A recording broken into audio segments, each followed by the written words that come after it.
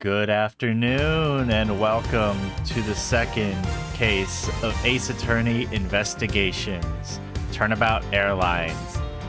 It's me, Leo Felice, and I am ready to just dive straight into the second case. So, last time, for the very first case, Edgeworth walked in on a murder in his office, got held at gunpoint, and basically he investigated and found out that rival prosecutor Jacques Portsman was responsible and absolutely obliterated him using facts and logic.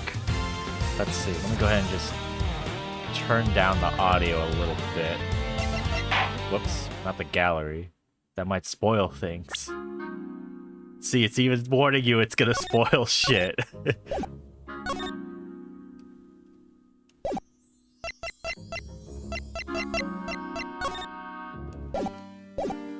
There we go. Ooh, fuck.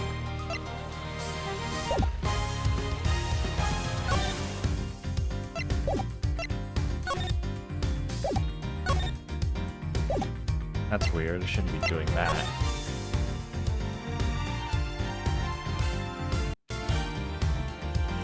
Yeah, having some controller issues.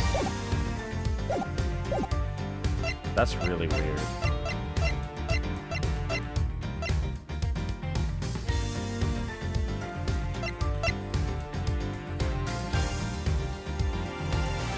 Let me restart the game real quick, see if that'll help. Let's see. There you go. So let me try and fix this.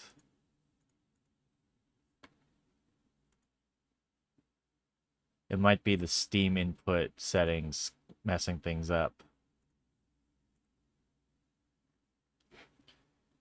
I'm gonna have to figure this out.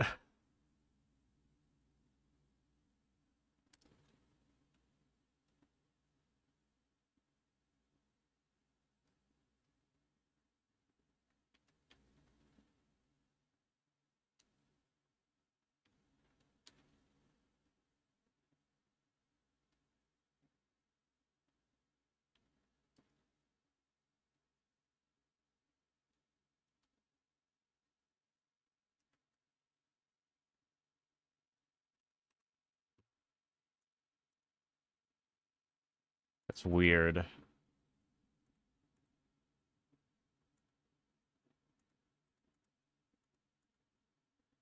know what, let me switch controllers. Maybe that'll help. Yeah, sorry about that.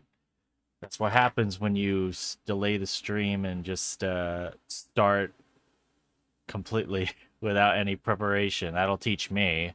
One sec.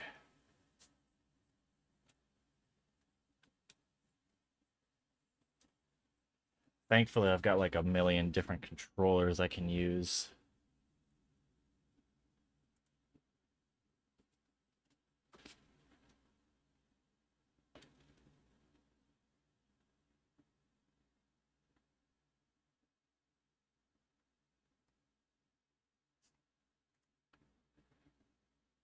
Ah, of course, and I gotta disable, or at least change some of my audio settings.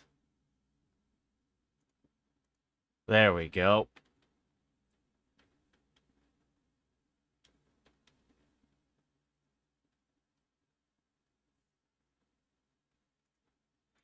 Okay. So let's see.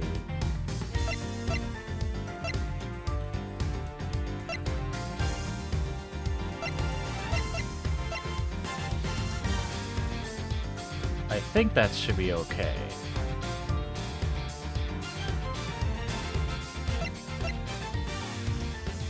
We'll go with that just to be safe.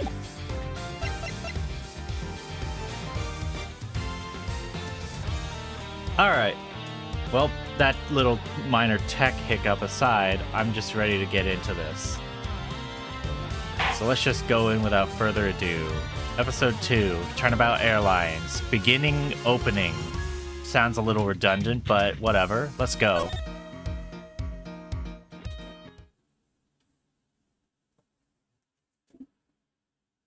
Episode 2, Turnabout Airlines. The murder that occurred in my office. The return of the great thief Yadagarasu. Thinking back, everything began on that fateful day, 2 days ago.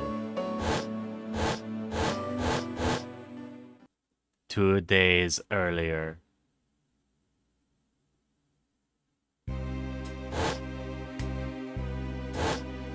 Bites the dusto.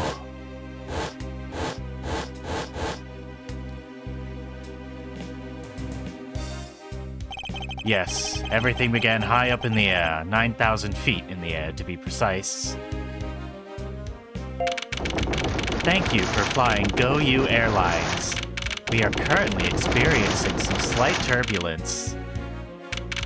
We are asking all passengers to please return to their seats and fasten their seatbelts.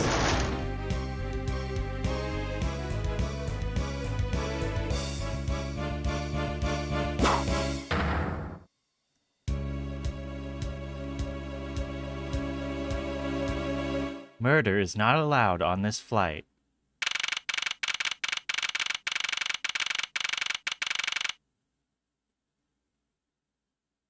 Shelly, thanks for joining the stream. I appreciate that. No.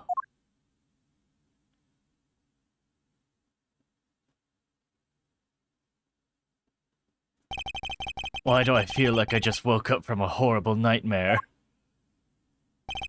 6:13. Guess I was out cold for about 10 minutes. Ha! Slight turbulence indeed. Ladies and gentlemen, we are currently experiencing some slight turbulence. For your safety, we ask that you return to your seats and fasten your seatbelts. I suppose turbulence is to be expected on a flight, though admittedly I'm less than comfortable with anything resembling earthquakes. Yeah, I got a lot of unresolved trauma there, eh, Edgeworth? Fug! What's this? A travel wallet? But it's not mine. How did someone else's travel wallet end up in my pocket? Oh well, free money, I suppose. Oh, my head! I want this headache go away. I'll take care of this travel wallet later, or hand it off to an attendant, after taking all the money out, of course. Ha ha ha. From earthquake-like turbulence to an elevator.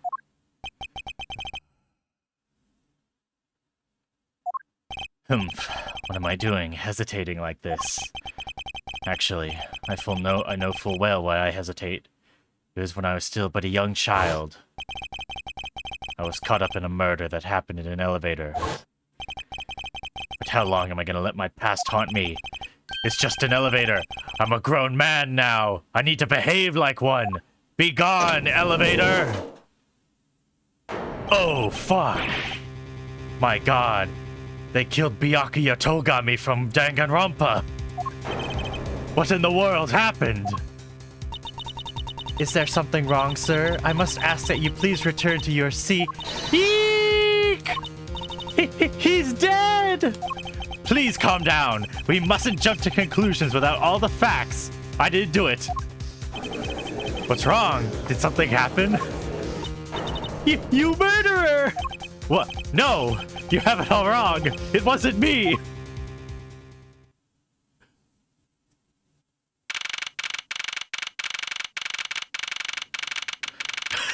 March 12th, 6:41 a.m. Flight G390, second floor, first class. Damn, look at him seething in the corner right there. Everyone, I'm sorry to interrupt, but I have an important announcement. I'm one of your flight attendants today, Rhoda Tenero. Unfortunately, we've just had a minor accident on this flight. Somebody's fucking dead. An accident? Don't treat us like we're stupid. I caught a glimpse and it was a murder. What murder? What's going on with this flight? Everyone, please calm down. There's no reason to panic. This flight will stay on its course and make a scheduled landing. We're still currently in the middle of a rough patch of turbulence, so until we're out of this area of turbulence, I ask that you please remain seated. But someone was killed, right? I mean, what about the killer? Let me off! Please, there's no need to feel threatened. We have already apprehended the culprit. You stupid bitch! I ask that everyone please remain calm. What the heck is he talking about? Why should we remain calm? My name is Miles Edgeworth. I'm a prosecutor, and I assure you, I'm not the killer. Ha! Being a prosecutor doesn't make you incapable of murder, buddy. You know how many prosecutors just killed the guy? Now you listen here. I'm not the killer. I simply found the body. So you say. However, I'm sure that you are the perpetrator of this crime. I swear on my honor as a professional flight attendant. Oh, is that right? I know what I saw, and there's even very strong incriminating evidence to back me up. What kind of incriminating evidence is she talking about? We've already alerted the proper authorities of our destination. Until we land, you will remain in our custody by the powers vested in our captain. I'm very sorry, but please understand our situation. Your situation? I'm more concerned with mine and the direction it's going in. Oh, thanks for the follow too, Shelly. I forgot to mention that. I'm not just about to sit idly by while I get accused of murder. Miss Teniro, is it? Yes? I was wondering if you might give me a chance. A chance to do what? A chance to plead my case. And a chance to ask you what you meant by incriminating evidence just now. To accuse a passenger of such a grave crime without allowing him to give a proper defense. Can the professional flight attendant inside of you really call this action righteous? I have rights as a Japanifornia citizen, damn it. You have a point. Very well, I'll listen to what you have to say. But be wary of what you reveal. I'm afraid you'll only look even more suspicious if your explanation fails to satisfy. I also do not have the time to deal with you all day, so please make it quick. Of course, as you wish. Good. Very well then. Let's get started. I know for a fact I didn't kill that man in the elevator. What I don't know is what sort of evidence she has up her sleeve. But I'm certain it doesn't fit with how the crime really occurred. What Miss Teniro saw. I swear to tell the whole truth as a professional flight attendant. Unfortunately for you, Mr. Edgeworth, I'm certain you are the killer. The scene I saw in front of the elevator. It was you, standing there, with fresh blood dripping off the murder weapon. So if you'd please cooperate, we'll turn you over just as soon as we land. That's it? That's her evidence? What an ass. I don't think you could ask for a more perfect witness testimony. Wouldn't you agree, Mr. Edgeworth? Not really. It's hardly perfect when there's a gaping hole in it. You stupid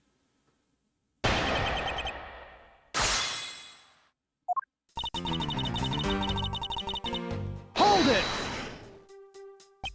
Tell me, what exactly puts the pro in professional flight attendant for you? Well, it means we're very professional about how we take care of our passengers. Services like fetching papers and responding to calls are done with speed and accuracy. I can assure you that I give testimonies with the same level of professionalism. But I'm sure you've already realized that by now, right? It's a bit hard to appreciate your professionalism when I'm the one under suspicion. And there you have it. My professional testimony is accurate and reliable.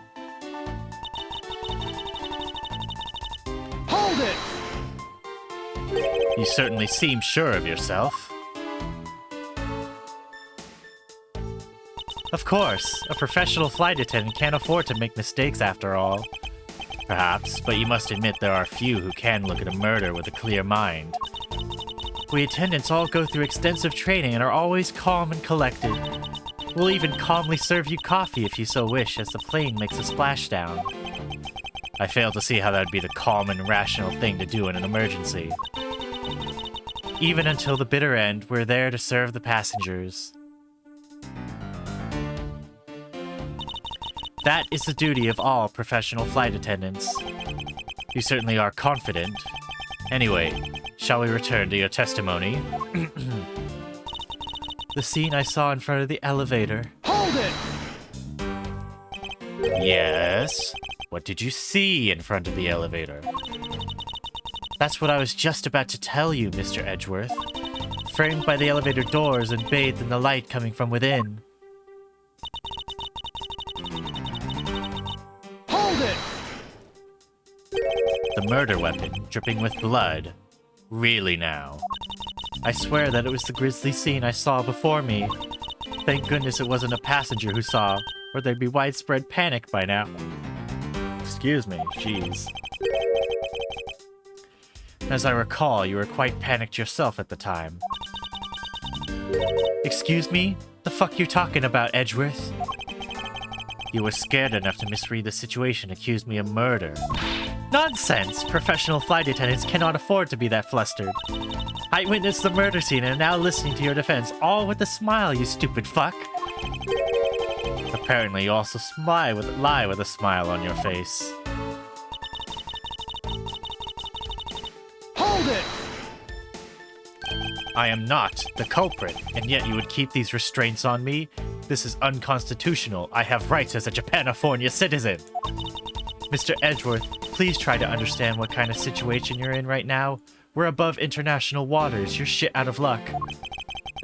And what is my situation? I have the backing of the captain to keep you bound in this way. We are within our legal right to restrain anyone who might threaten our captain mid-flight. In essence, you are in the same situation as someone who's been arrested by the police. So I'm to stay restrained until I can clear up all of her doubts. At least I'm close. A mistake shines like the silver lining on a dark rain cloud, and I'm going to capture some of that light with evidence.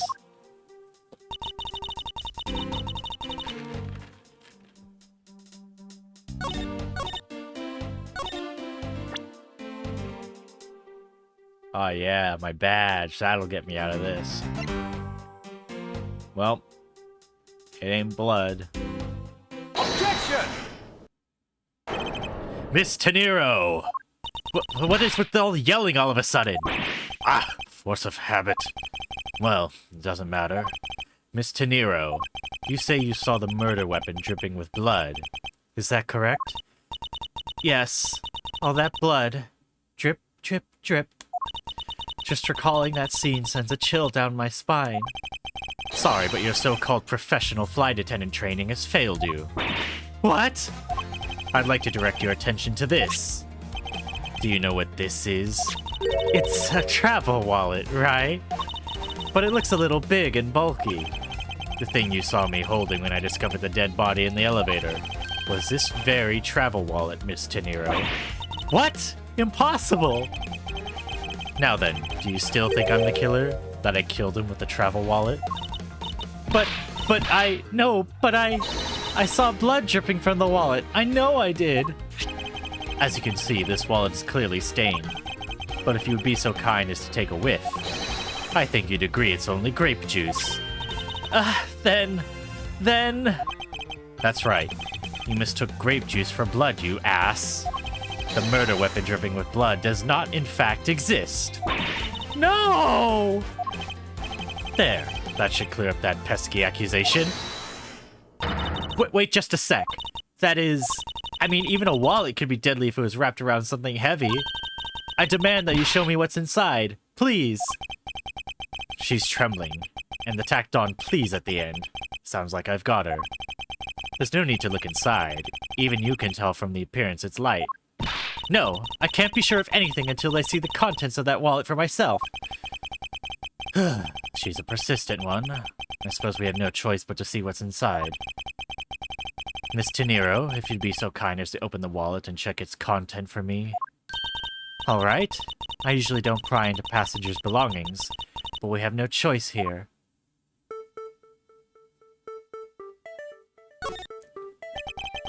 Grape juice stains the outer cover. True, it was I who dropped it in the juice.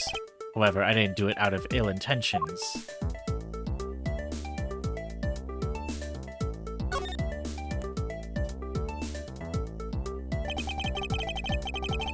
It seems that this passport is all that's in here.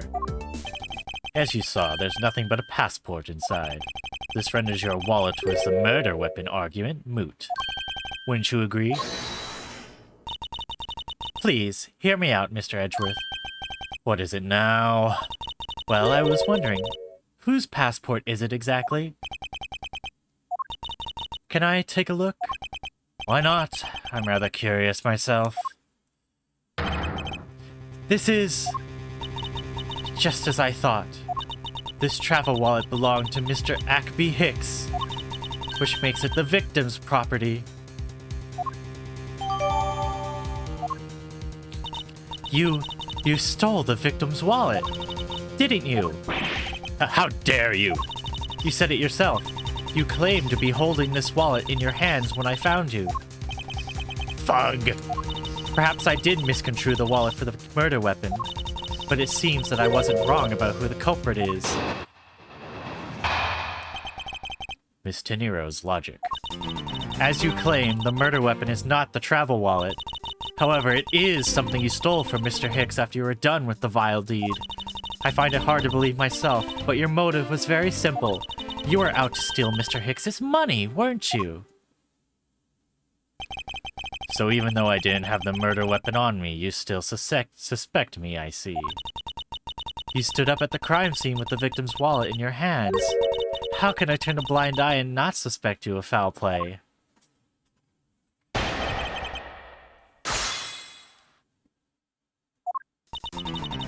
As you claim, the murder weapon is not the travel wallet.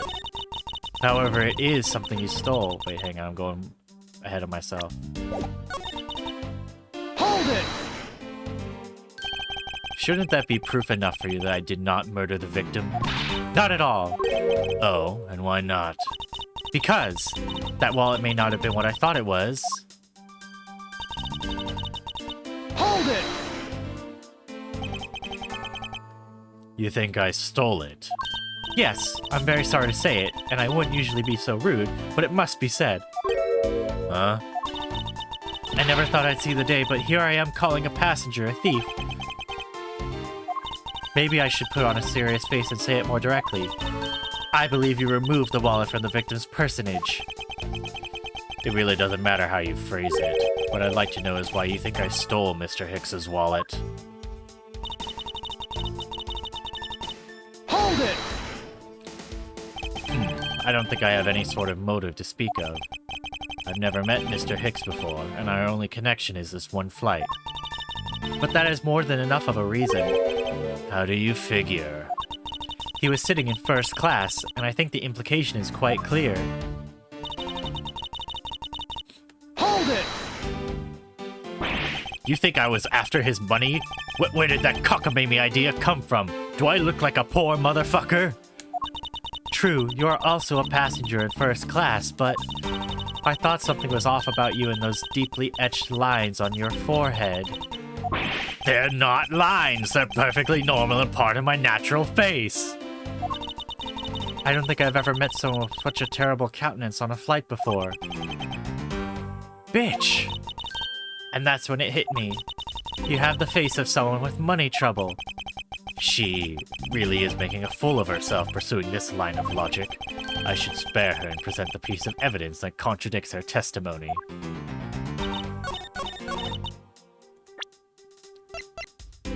Look at all this fucking money lying around. Objection! I wonder if I might be able to get a word in, Miss Tenero.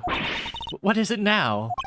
Miss Tenero, I wonder if you noticed the contradiction within your own testimony. What are you talking about? It's simply impossible that the motive for this murder was monetary theft. One glance at the crime scene should have told you that. What about this scene would prove that the motive for murder was not the money? How about the money? Take that! If I might direct your attention to the things strewn all over the floor. That's right. The floor is covered in bills and coinage. By your rationale, these were the very things the killer was after. I think we can assume that the wallet fell during the victim's struggle with his killer. And I would think that the killer would have noticed something like money scattering everywhere. Furthermore, as you can see, there was no effort by the killer to gather the money. But the wallet! Objection! Ah, yes, the wallet.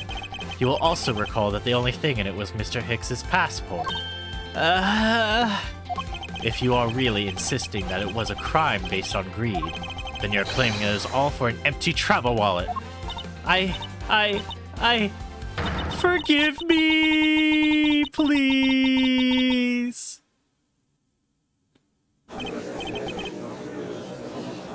Hey, what the heck? Are you saying the attendant's wrong?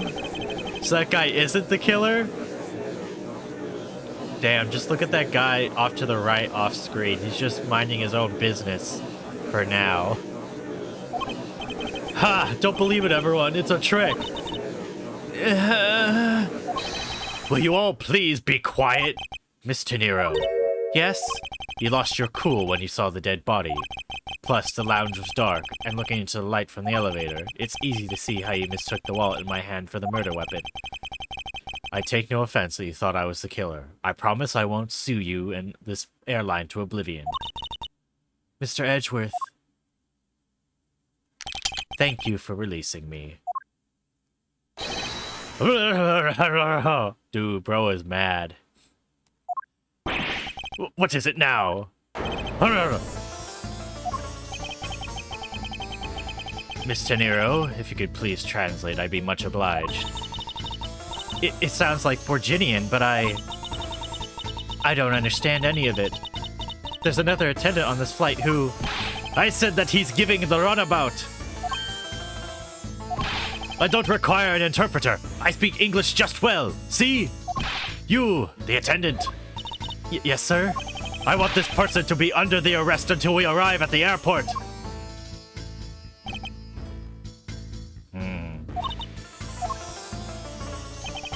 I'm sorry, sir, but what exactly are you hoping for? What is it you want? I am finished talking to the likes of you. Please, I would like to hear why you would like me to be held under arrest until we land. You! How dare you try to waste my time! You were the one who stuck your nose into my affairs. I wanted to spend at least one more second with my precious art. I have no time for other things. I know what you are. I see through you. Insolvent. Yes, I'm pretty sure that's how you say it in English.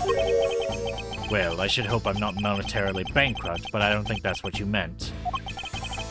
I'm sorry, but I don't think I caught your name. I am Zeke LeBlanc II. I am very wealthy man in Virginia. But I am not ordinary rich man. I am art dealer, a rich seller of beauty.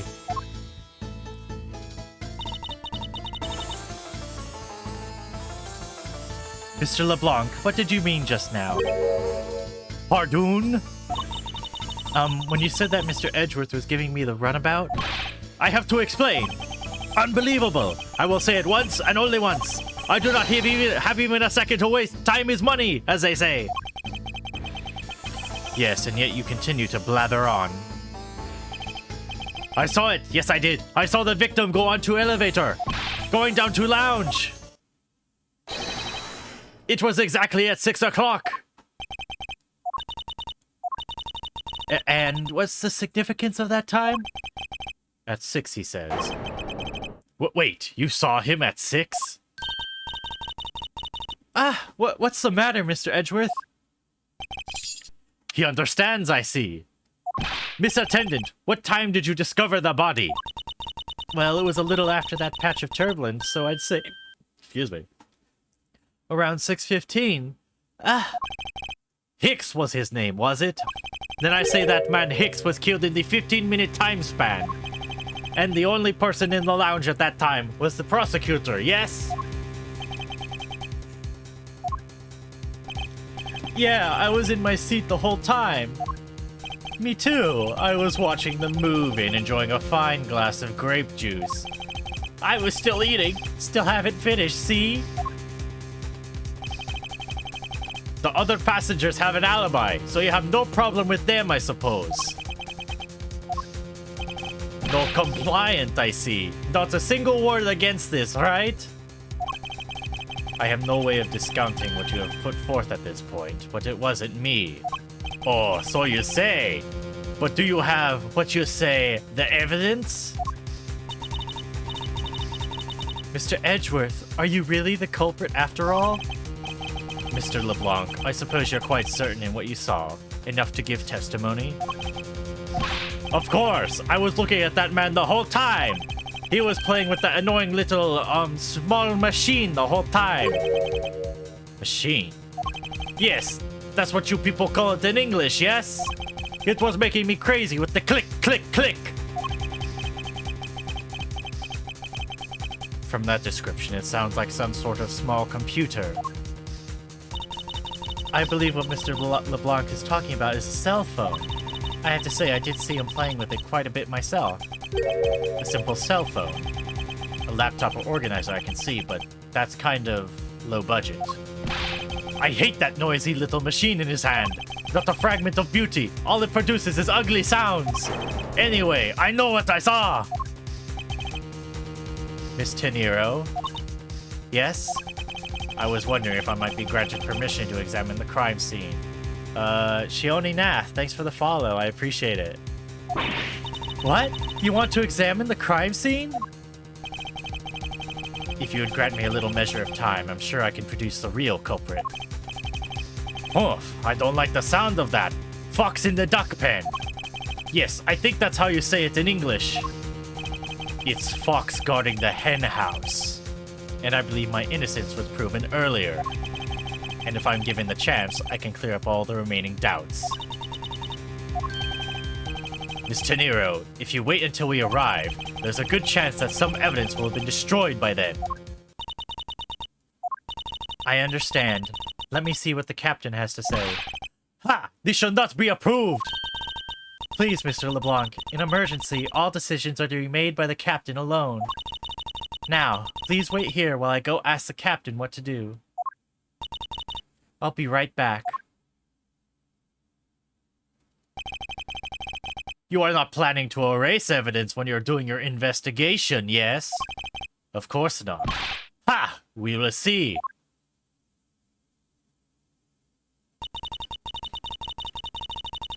Mr. Edgeworth, you have the captain's permission to investigate the crime scene. What? Unbelievable! I am in your debt, Miss Teniro. However, there is one condition. I am to supervise you. Can you agree to that? Of course, I see no problem with that stipulation. It's only natural as I'm still a suspect in this case. Grrr. I take full responsibility and will watch Mr. Edgeworth's every move. I hope this is reassurance enough that there will be no foul play. Now then, Mr. Edgeworth, shall we proceed? If you should need my help with anything, please feel free to use triangle to talk. It's time to head to the scene of the crime, the first floor lounge.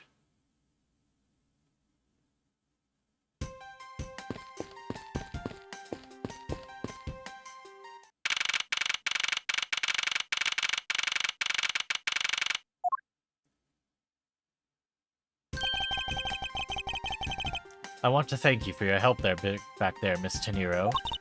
It was nothing. You should thank the captain for granting you permission. And just so everything is perfectly clear, I still don't trust you. Your standing with me hasn't changed one iota. I see. I will bear that in mind. I received an order from the captain earlier. He wanted you to know that we reserve the right to stop your investigation if we feel you're not making progress. And when we do, he asks that you please return to your seat at that time. So my time runs out at his and his crew's discretion, does it? I have to find a way to discredit Mr. LeBlanc's testimony before time's up. I understand. By the way, is there any place you can think of where the killer might hide on board? I don't think so. After every first-class passenger was accounted for at his or her seat, we made a thorough search of the plane. As for business and economy class, no one can move between those two classes in first class without a staff key card. And we found no record of a key card being used at all. Which means that I have a first-class killer on my hands. At least I know that much for sure. And one other thing. No one else has been allowed near this crime scene since the murder was discovered earlier.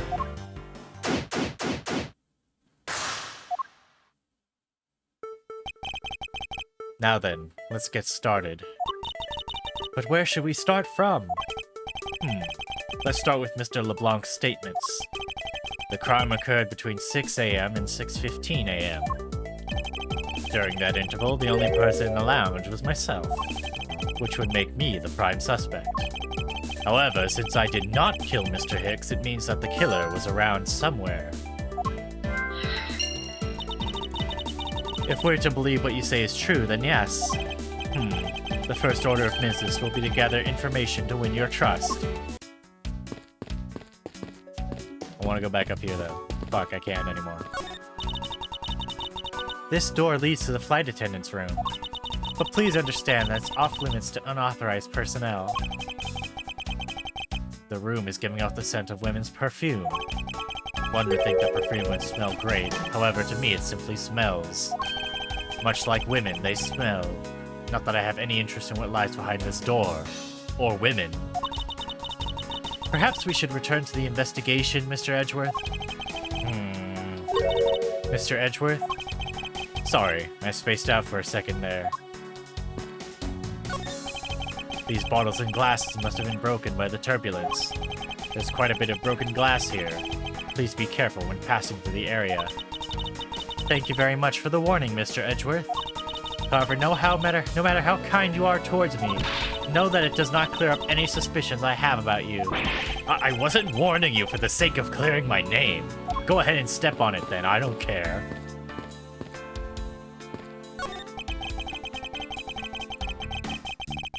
These counter windows offer a glimpse of the sky, but these clouds, they tell me nothing. Mr. Edgeworth, you look like you're talking to the clouds. Is that so? Then tell me, what do you suppose I said to them? I don't know, but it looked like a rather one-sided conversation. The clouds, they tell me nothing. What or who is this? This is a bronze statue of the founder of GoU Airlines, Mr. Hugo Hughes. The one on the left is when he was in his 40s, and the other is of him in his 80s. Did the man age at all over those 4 decades? Maybe I need to squint more.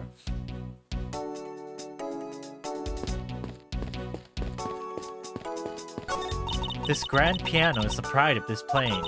It can play the music of whatever CD we insert into its CD drive. That's not a piano! It's more like an overgrown music box! Ah, but it's keys to press along with the music, as though there really is someone playing it. Some people have entirely too much money to waste on overly complex toys. This toppled over chair, yet another victim of the turbulence. Ah! No! Look at all that grape juice staining the back! You may not look it, but this chair was extremely valuable. It was? Yes! It was used when the Rocker Pals came to tour this plane. The Rocker Pals leader sat in this very chair. I'm sorry, but what are these Rocker Pals? I can't believe you've never heard of them. They're all the rage. The Rocker Pals are extremely popular in national band. They added the pals part as it became more popular, especially amongst teens. Ah, that explains it. I'm not really one for the music of today. Maybe I should ask Detective Gumshoe about them later. On second thought, I can already see how confusing the conversation would get. Glasses and candles thrown into disarray by the turbulence. It's been a while since I've seen this big of a mess. It's terribly embarrassing, but I thought it was an earthquake for a second.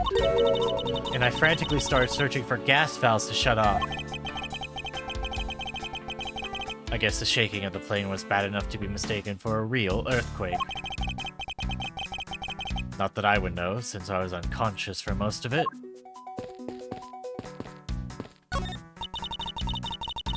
The in-flight shop is just beyond these shutters. But we don't have permission to open them, so I'm afraid I must leave them closed. There must still be clues to be found here in this lounge. I must remain ever vigilant. A pity that a bronze statue knows not when good drink has been spilt at its feet. This was the statue of our founder who loved grape juice. I'm sure he'd be thrilled if he knew so much grape juice was here at his feet. Is that a hint of hero worshipping I detect?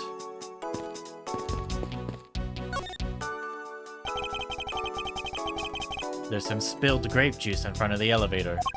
I assume it was spilled during the turbulence. Oh, we must clean that up or someone might get hurt. Aha! What is it, Mr. Edgeworth? I found some very important evidence. Look at these footprints. Take that! What is it? They're a little smudged, but I think we can both agree they're a set of footprints. So you think... Yes, these belong to our killer. Excuse me.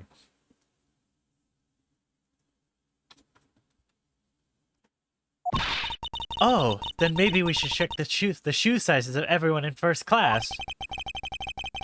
I don't think that'll be of any help to us. Unfortunately, the prints are too smudged, which will make it hard to get a definitive match. Oh, I see.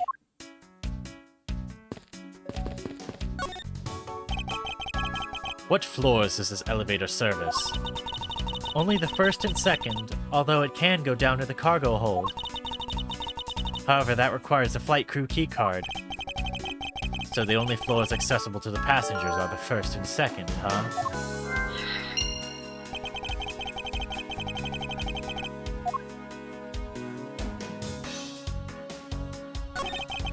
Money is strewn all over the floor of the elevator. I would guess it was all in Mr. Hicks's wallet at some point.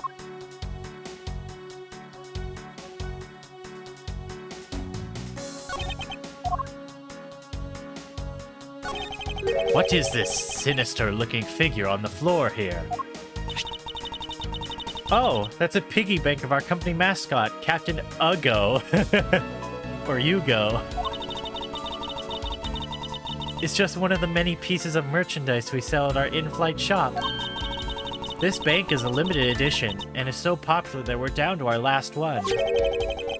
You have an in-flight shop? Yes, it's just beyond the lounge to the right. The shutter to the store is closed at the moment, but it was open the whole flight up until Mr. Hicks's body was discovered. There's blood on here. Could this have been the murder weapon?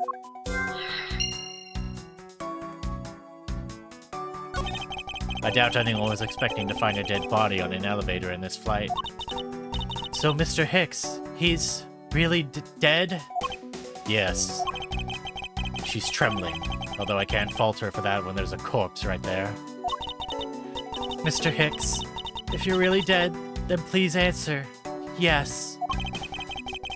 I see she's over the trembling now, although a new symptom seems to have appeared. Anyway, I should focus on the victim's body. Let's see. There's blood on the back of Mr. Hicks's head. Could this be the cause of death? He appears to have been struck very hard. Even his glasses are broken.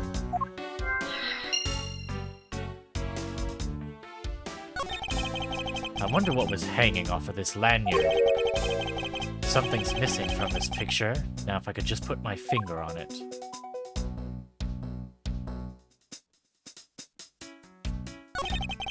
There's no grape juice residue on the soles of his shoes, making it highly unlikely that Mr. Hicks entered the elevator after the turbulence. Alright, it's time to use logic.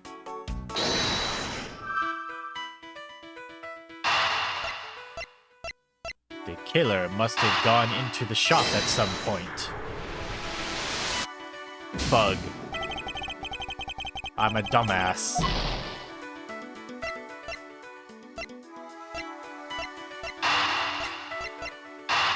He was hit with this.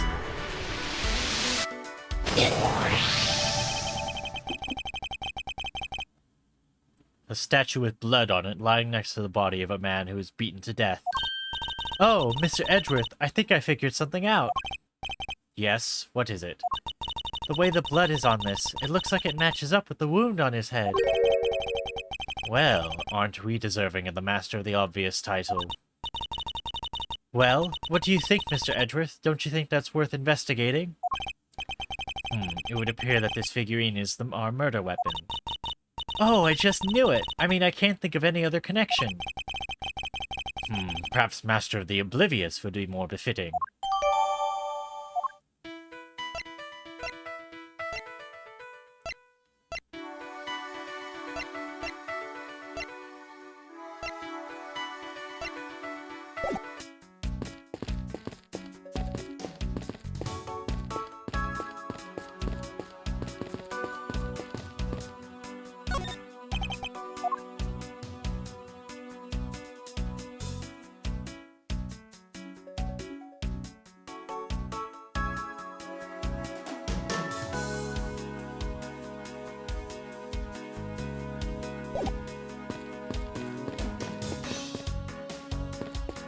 Let's see.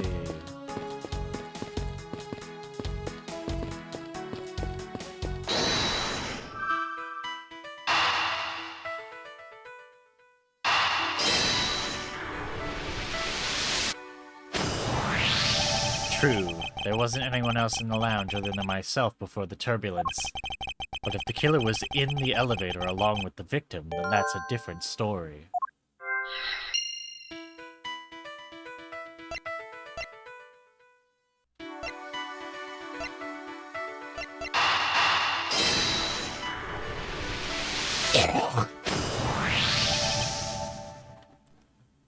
I have it! Huh? I'm sorry, but I don't understand, Mr. Edgeworth. I can prove that someone other than myself was here around the time of the murder. What? Really? Yes, it's rather simple, actually.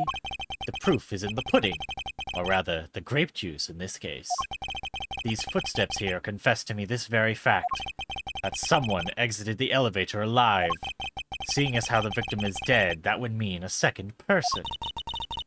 But couldn't the footprints be from Mr. Hicks himself? Ah, but if you take a look at our victim's shoes, you can see the soles are spotless. Which means Mr. Hicks wasn't alone in the elevator. In fact, it's quite the opposite. There was actually one other person inside the elevator.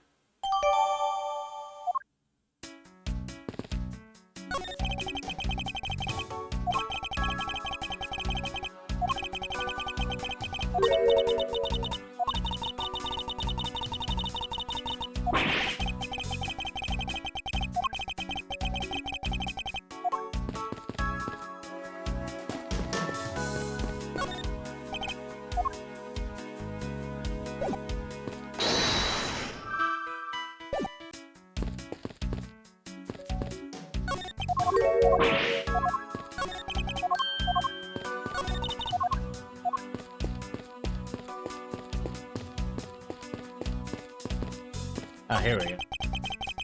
There are a few copies of Sky magazine in the magazine rack. This month's special is an English trivia quiz. That's not a bad idea. Most people don't know how to fucking speak. I've heard that the youth of today don't know a particle from a participle. Now, please don't go around confusing people with made-up words, Mr. Edgeworth. Who's ever heard of such a silly word as participle? Case in point.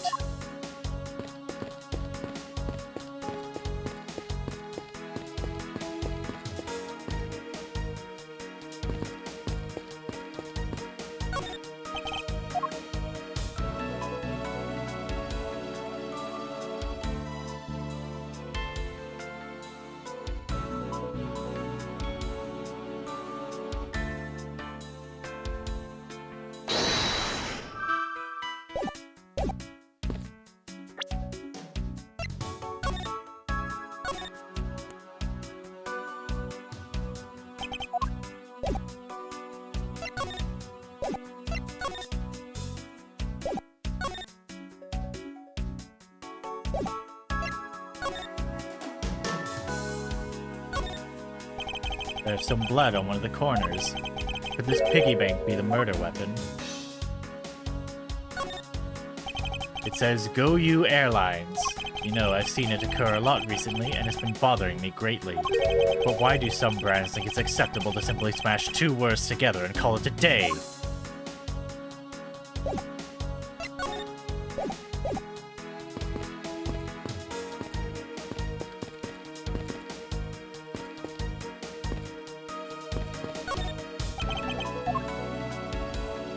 Oh, there's a piece of paper. Completely missed that. I hope you won't mind if I take a look at what's inside. It's a picture. It looks like it was taken inside a building somewhere. Bro does not know how to smile. Could this be one of my people?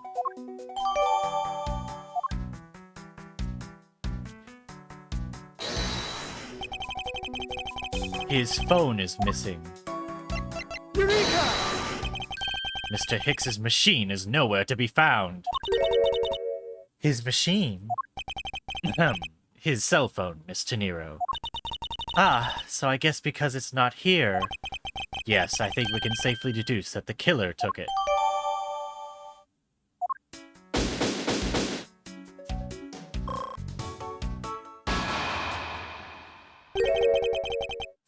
What's going on over there?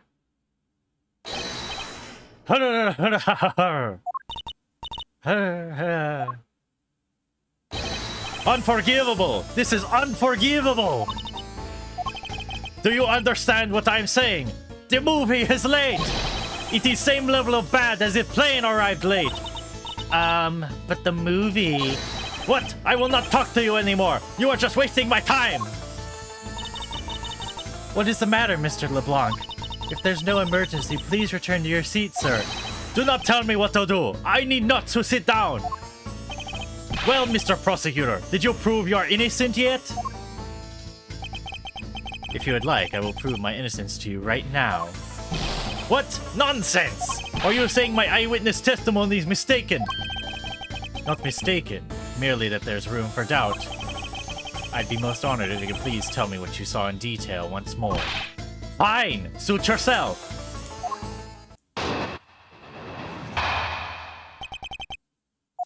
I'm certain I saw Mr. Hicks enter that elevator. It was when the needles on my pocket watch pointed to the 6 and the 12. The body was discovered 15 minutes after all that in lounge, yes? Then you, the only person in the lounge at that time, must be the criminal. Mr. LeBlanc's conclusion seemed to make logical sense. After all, the only person at the lounge at that supposed time of the murder was me. So, my eyewitness testimony. If you think you can destroy it, then come, let me see. Hurry, do I look like a man who's having the time to wait for you? Why is he so irritated? I'm the one accused of murder here. Anyway, I must find a way to discredit Mr. LeBlanc's account somehow, and fast.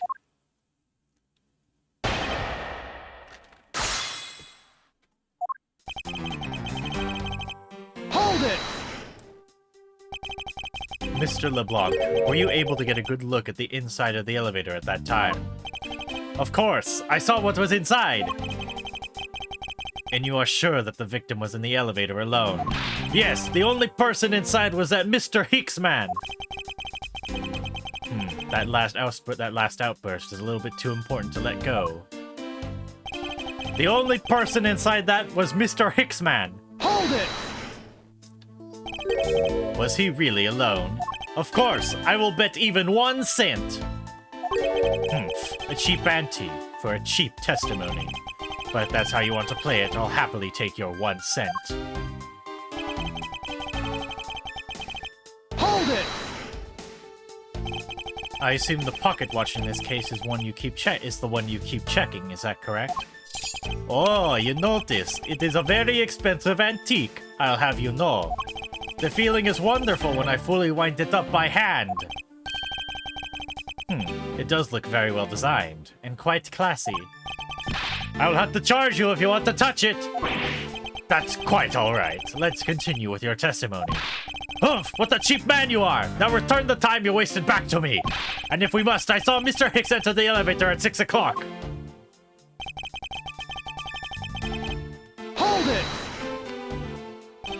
It It's true that I found the victim's body at 6:15. And that's when I found the two of them as well. You see? It all matches my testimony. Hold it! That is the most mistaken way of thinking I've ever heard of. No. Your silly opinion is what is mistaken. Please calm down, the both of you. In a sense, you're both mistaken. Well, if that isn't the pot calling the kettle black, then I don't know what is. Humph, I spy a little hole in his words. As you wish, Mr. LeBlanc, I will now show you proof of my innocence.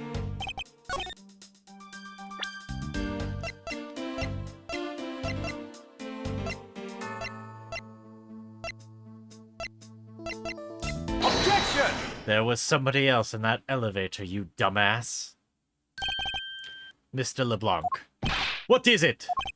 There is a very glaring contradiction in your testimony. What do you mean? Please take a look at the area in front of the elevator. There, at the spilled grape juice. Yes, and? Will you admit you also spilled it with the blood? No, it spilled itself during the turbulence. But the interesting thing here is the set of grape juice footprints. Footprints? Yes, the ones that lead from within the elevator out into the lounge itself. It's evidence that proves that someone other than Mr. Hicks exited the elevator alive. There must have been another person in the elevator with Mr. Hicks. Now then, I'm done playing games. Why don't you tell the truth? Can you please translate for us? No way. That's totally impossible, I guess is what he said. No way. That is totally impossible. I know there was no other person in there. I saw with my own eyes. If you want to know what I think, Mr. Edgeworth, I don't think Mr. LeBlanc is lying to us. I suppose she's right. He doesn't seem to be lying. But then what does it mean? What about this contradiction? Mr. LeBlanc, please, just once more, will you recall the details of what you witnessed for me?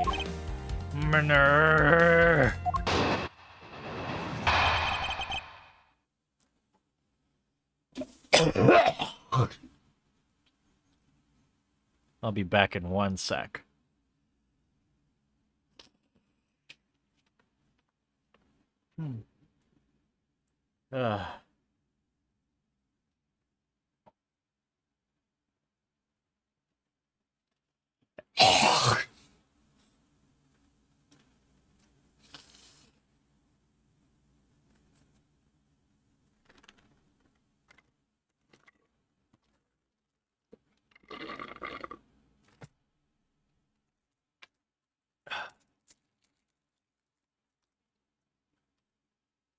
All right, let's continue. I was very upset when Mr. Hicks passed by my seat. I was always checking the time over and over again.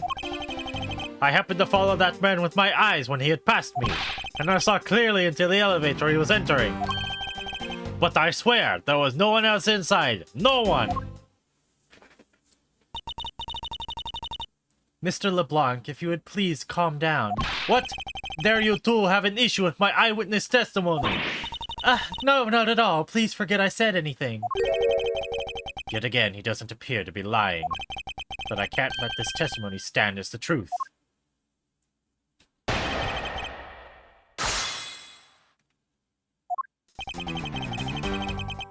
Hold it!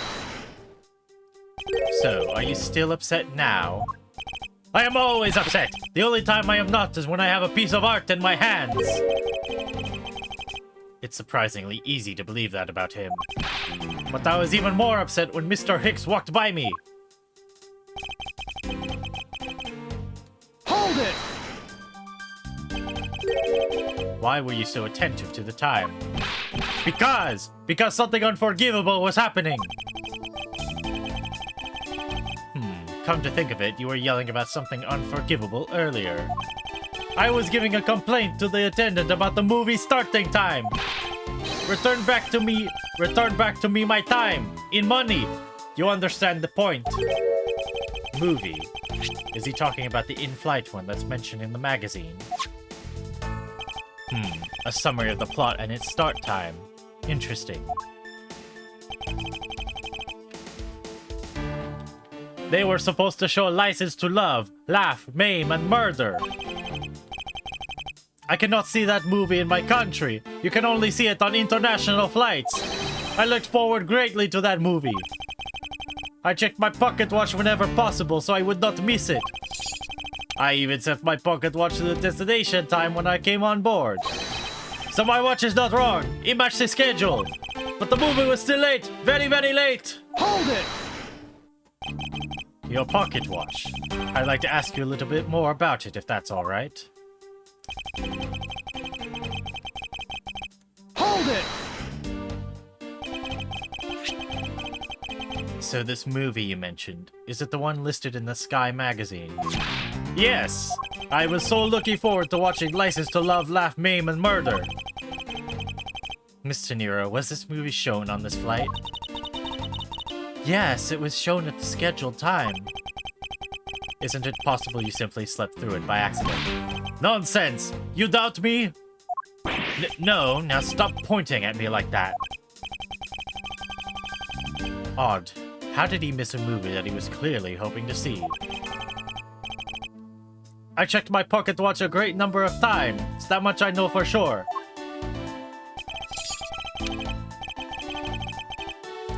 My watch is set to my destination's time.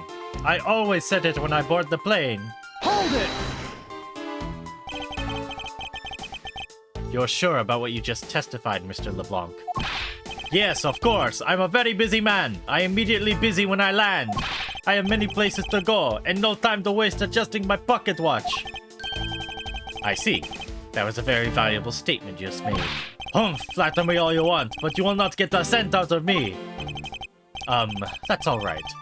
All I require is this piece of testimony. Hold it!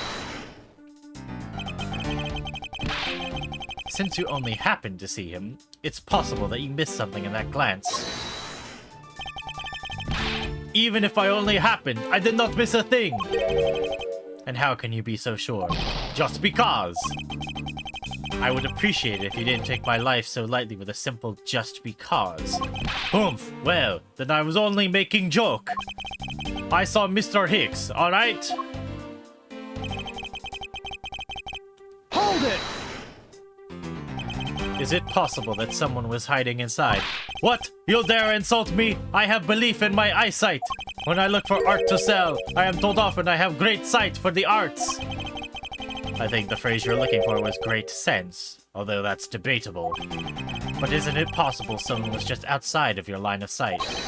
You are persistent, I tell you, I looked clearly. But I swear there was no one else inside. No one. Hold it! Why do you insist you're absolutely not mistaken? Because when I say I'm not wrong, I'm not wrong!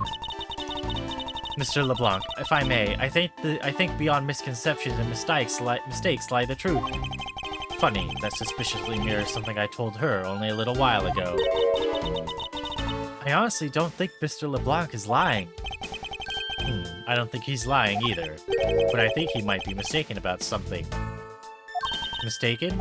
Yes, and I'm going to correct his mistaken recollection with evidence. And this professional attendant shall witness the prowess of a professional prosecutor.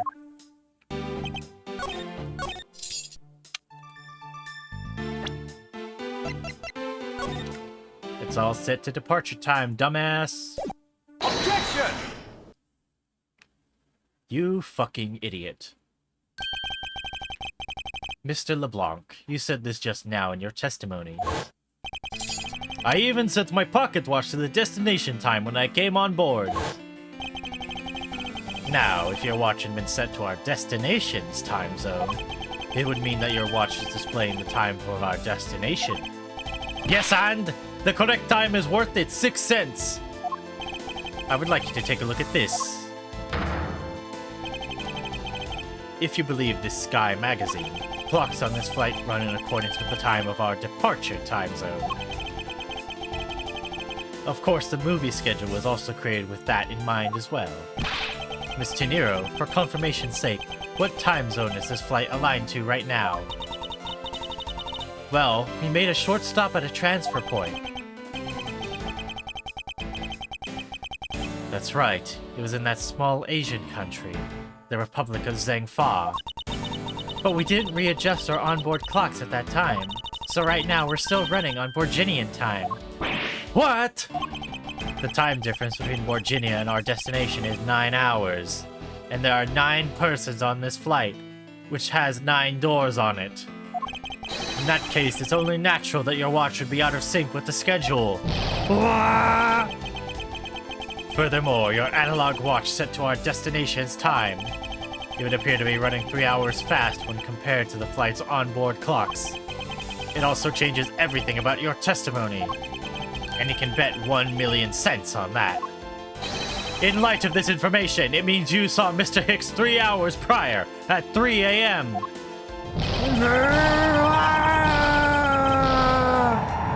My 1,000,000 cents! This should clear up all the remaining accusations. So this basically widens the time frame for the time of death, right? Yes, because Mr. LeBlanc saw the victim enter the elevator at 3 a.m. It means that the time of death could be anywhere between 3 to 6:15 a.m.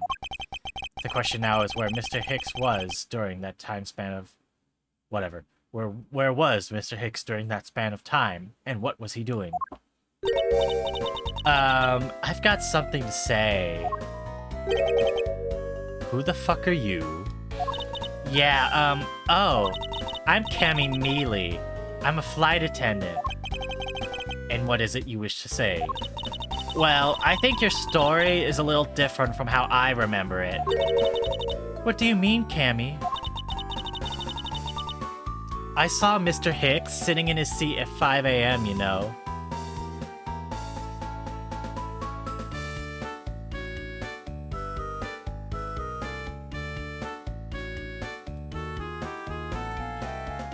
What? How can you be sure of the time? Oh, that's right. He pushed his call button while we were parked at the transfer point.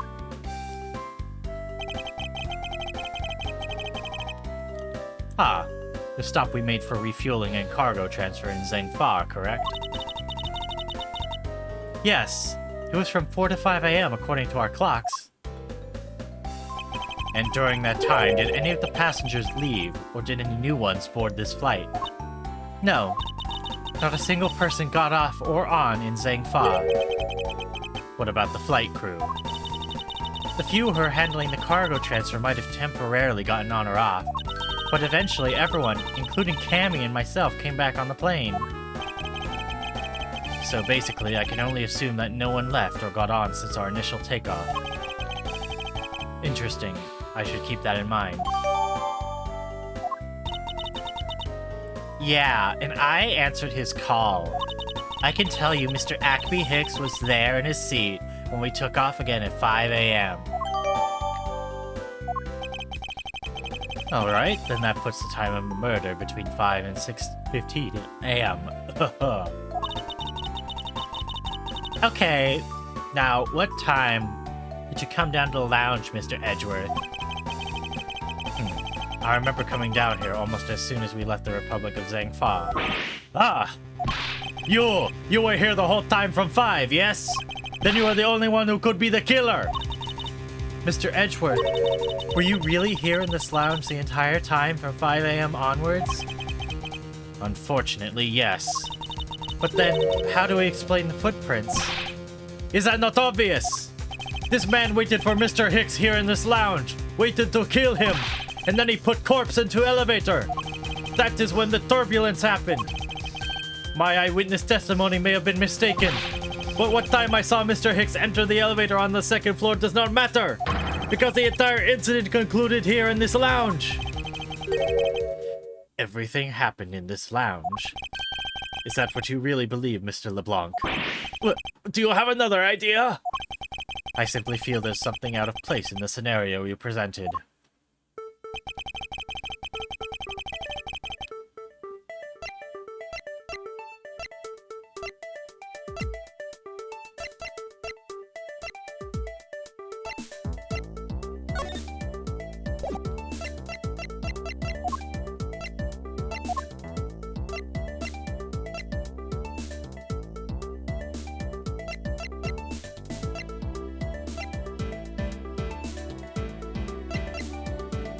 Take that! These footprints.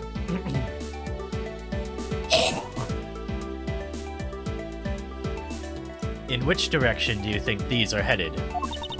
That would be the in-flight shop. Correct. They are headed in the direction of the shop. But they look disconnected. They end all of a sudden. You are right to point out that they do not form one continuous trail to the shop. However, there is another piece of evidence that connects the shop to our crime scene.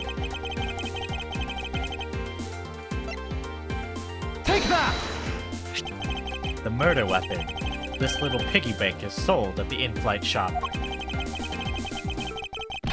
It is sold there and only there, and is not displayed here in this lounge. How then did it find its way here? Don't you find that a tiny bit suspicious? Humph! Such a trivial point! It only means you prepared it, taking it from the shop first before coming here. It doesn't prove you're innocent at all. Is there no way to win with this man? If I may. What is it?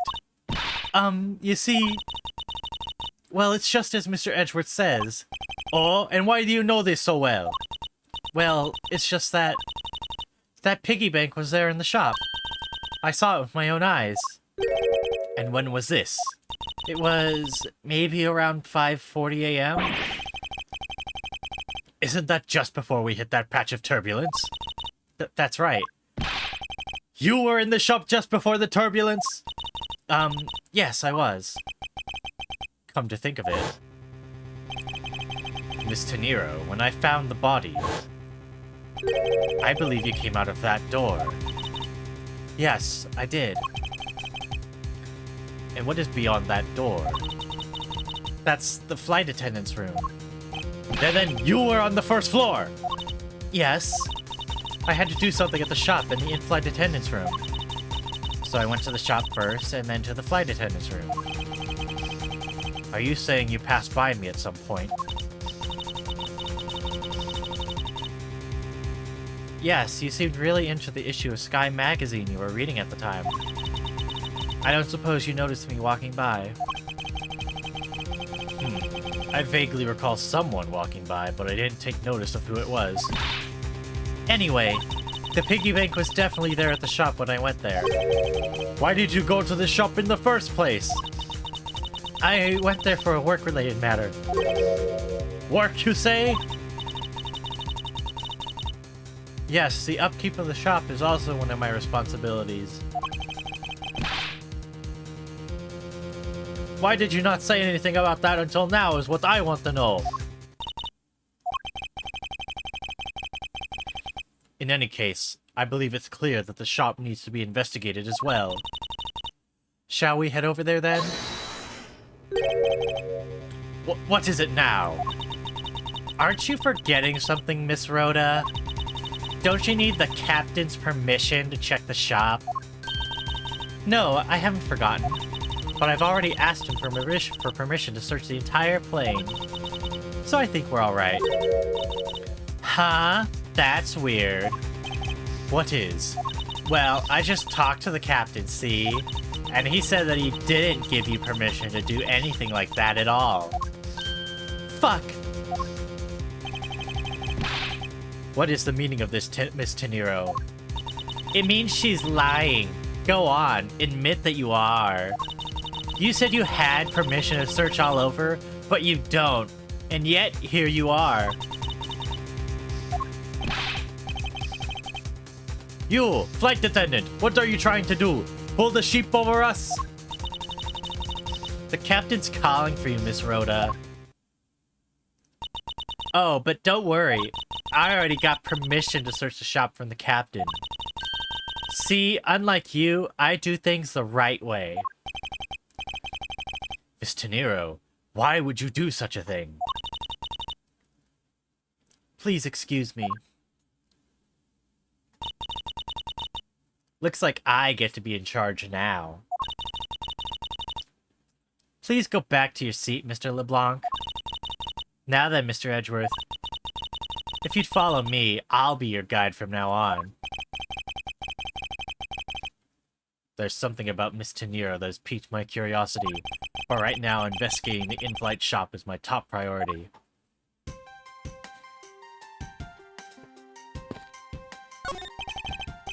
Oh, I'm really mad. You had better hurry and bring to me some evidence. If you could just wait a little while longer while we look into the shop. Humph! Don't number the birds before they are born. Don't number the... What? I have no idea what he's trying to say. Don't count your chickens before they hatch, perhaps? All I ask of you is your patience and cooperation.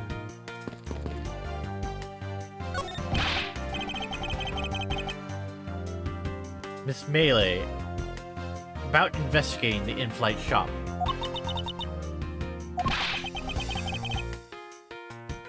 You're of no use to me asleep. Wake up! What's up? I need you to come with me so I can search the shop. Go on ahead without me. I'll catch up with you later. How has this woman not been fired yet?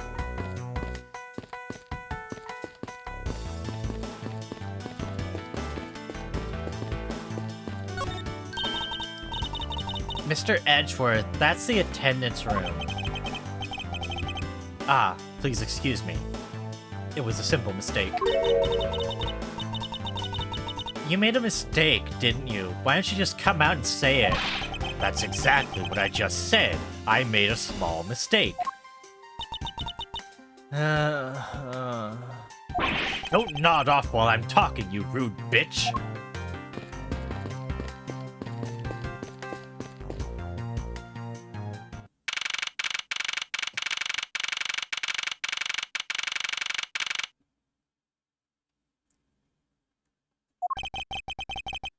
So, this is the in-flight shop.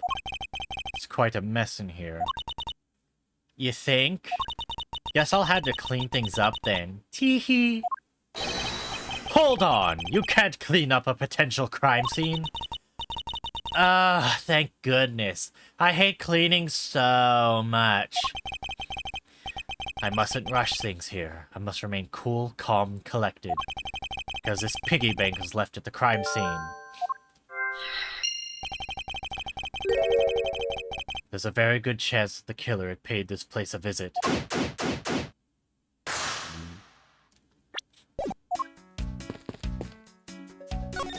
Beautiful flowers in a beautiful arrangement.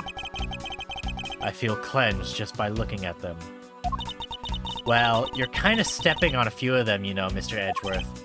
Oh, excuse me.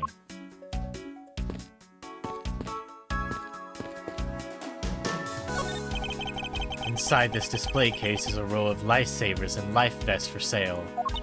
We sell a lot of those when there's some kind of accident or something. But some people buy them even when nothing's going on. How about it, Mr. Edgeworth? Care to buy one? I sense that this shop is one shopper away from being sued. What are these? Oh, those are our company's completely original line of suitcases. They're practically flying out the door. That's how popular they are. You should buy one and see how you like it. You won't regret it. Perhaps that's how things work on this flight, but in the real world, you try, then buy. No way! But either way, it doesn't really matter. True, either way, why would anyone buy a suitcase after they boarded the plane? Anyway, see that? Just look at all the Captain Yugo heads painted on there. Cute company mascot, isn't he? They're painted on with a lot of care. Doesn't he look like he's about to jump out at you? It is certainly making something jump inside my stomach. Huh? Oh, I guess there's no fooling your refined taste. You look like you really wanted to get one. And I thought I was finally gonna make my first sale, but you saw right through it. Glad that's done, though. Never make me try to give you a sales pitch ever again, okay? But I never showed any interest in it to begin with! Tee-hee! It really is pretty horrible, isn't it? You wanna know something? This suitcase was designed by Miss Rhoda. Miss Teniro designed this? Yeah, it was a company-wide contest. Well, it does have a very sharp design sense. Ha! Sharp? Like stinky sharp cheddar, maybe. I really have no idea why the bigwigs decided to go with it. It's so bleh.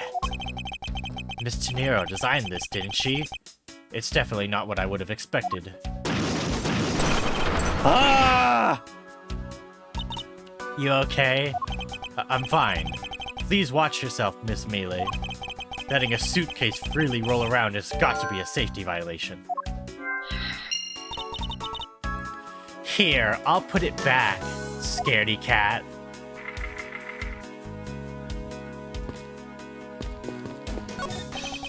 There are all kinds of luxury name brand merchandise for sale in this display case. And they're lined up in just such a manner as to scream, "Buy me!" to any passengers by. Stuffed toys, just like the one Miss Melee is holding, are on display here. They're relatively cheap, which explains why they're displayed so haphazardly. How about it, Mr. Edgeworth? You know you want one too. They're great for when you're stressed. But why do I envision stuffed animal abuse when she says that?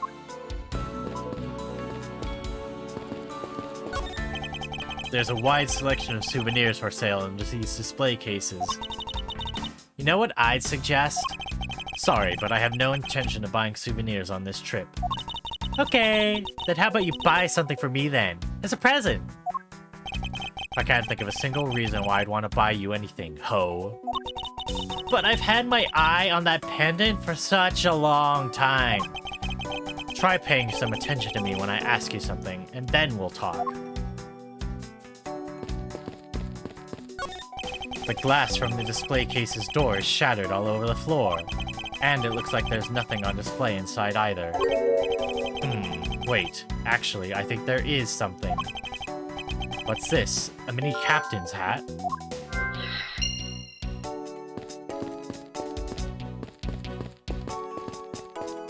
It's time to use logic.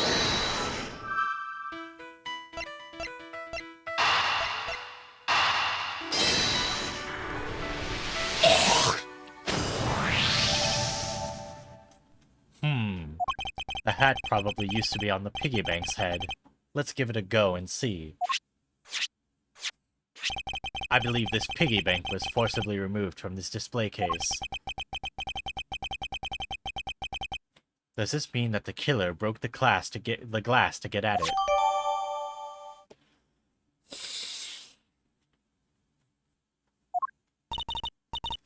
it? Really? Don't tell me you don't know where things go in the shop. Well, I don't. Miss Rhoda is in charge of this place. So come on, how should I know anything? I sense that further inspection of this display case is needed.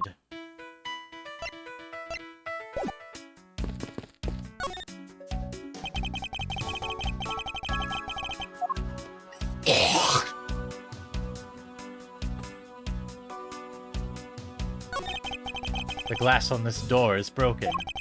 Perhaps it was the killer who broke it in order to take the piggy bank. But it's a bit odd that the inside of the case is so devoid of glass shards. Plus, the glass broke rather cleanly. Ah! What is it? I touched the glass and it cut my finger. It hurts, Mr. Edgeworth. It hurts. Please tell me you could deal with such a minor cut on your own.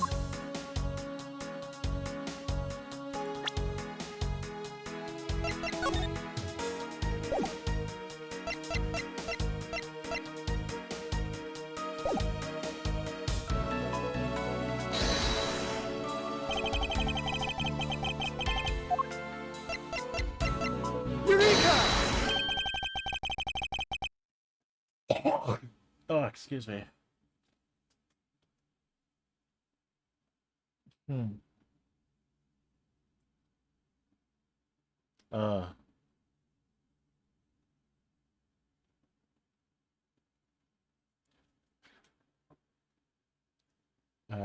Okay. Let's see, testing. Okay. There is something, definitely something. Fuck me. There's definitely something very unusual about this. About what?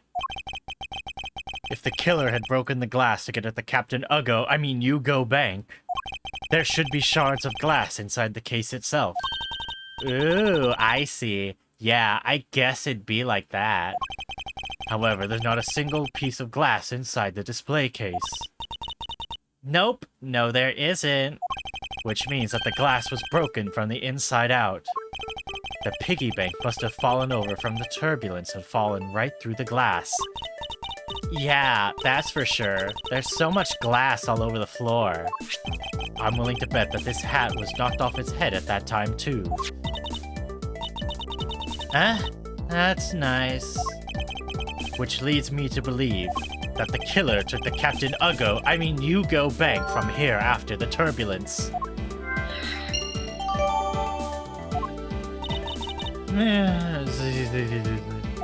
Take your power naps on your own time, Miss Mealy, and listen to what I'm talking. Wah. But the murder occurred before the turbulence, which rules this piggy bank out as a murder weapon. So, you mean the bank's not the real murder weapon? It's a fake? Yes, at this point, that's a very real possibility. But then what if, when the killer went to take Captain Ugo, they broke the glass by accident? The display case is locked, so that's highly unlikely. Yeah, but there's one person who could have... Oh, and who would that be? Miss Rhoda, of course. I mean, she's the one in charge at this place, so she has the keys to everything. Miss Rhoda Tenero, huh?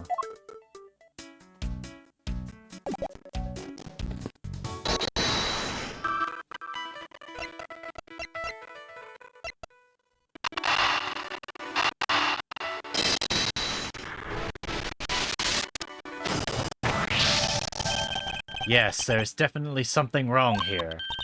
Well, what's with the sudden yelling? Tell me, Miss Mealy, don't you think there's something strange about these suitcases?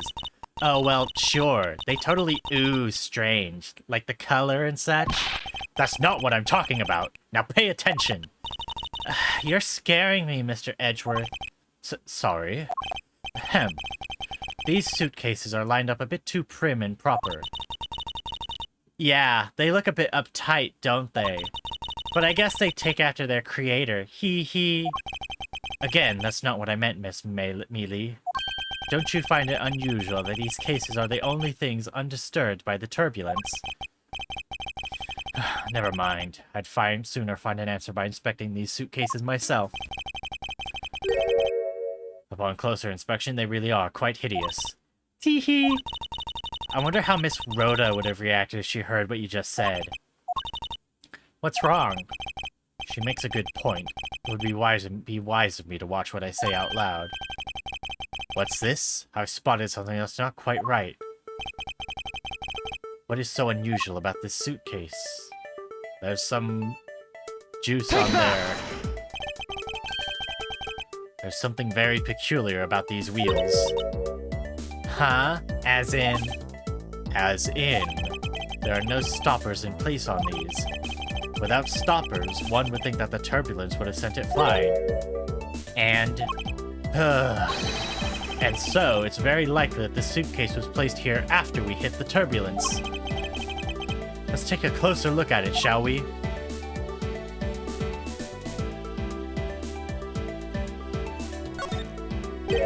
What's this? The wheel's completely covered in something. This color and this scent. It appears the substance in question is grape juice. But why would there be juice on the wheel of a suitcase? This was apparently designed by Miss Tenero herself. The design has a certain je ne sais quoi about it. Yes, perhaps that is the best way to put it. A $1,200 price tag. Not exactly priced by someone with a conscience, I'd say. It would appear to be unlocked. Let's take a look at what's inside. A piece of cloth. And it's soaked with blood. Ah! It's blood! It appears that this suitcase is very strongly tied to our murder after all.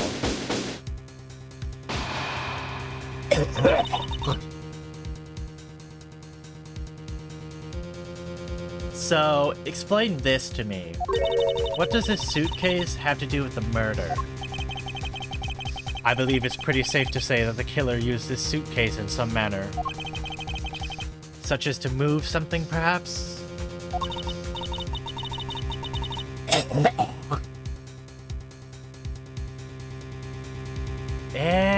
But are you just talking about the cloth then? That alone is too small. A larger item would be needed to move what I'm thinking of.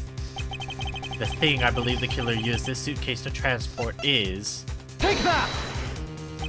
something that would fit inside a suitcase that is also covered in blood. Sounds like a dead body, doesn't it?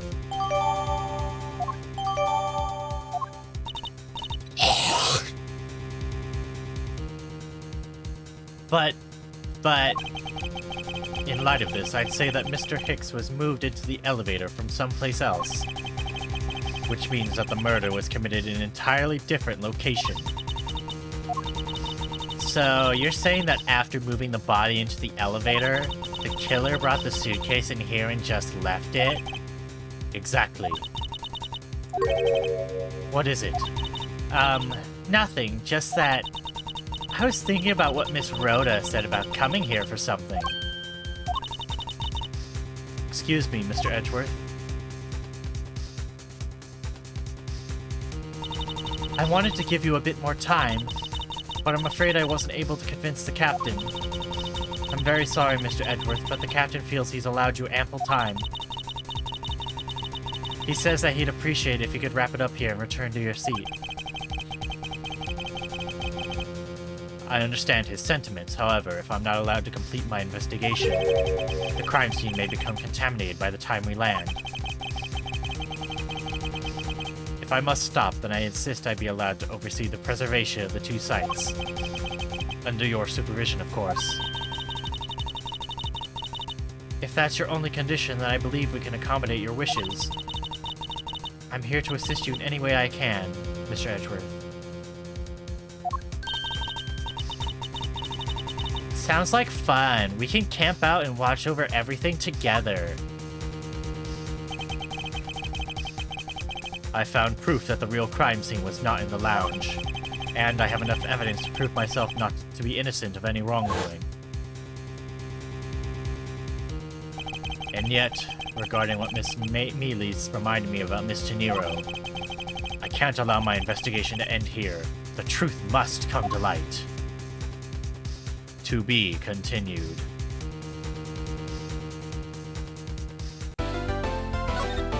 Save your progress. Middle, airport arrival.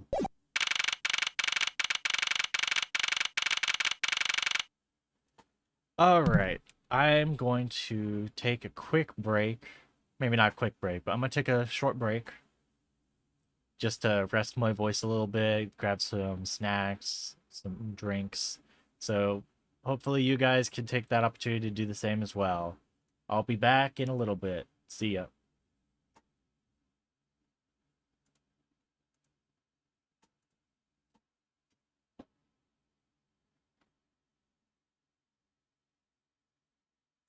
Wow.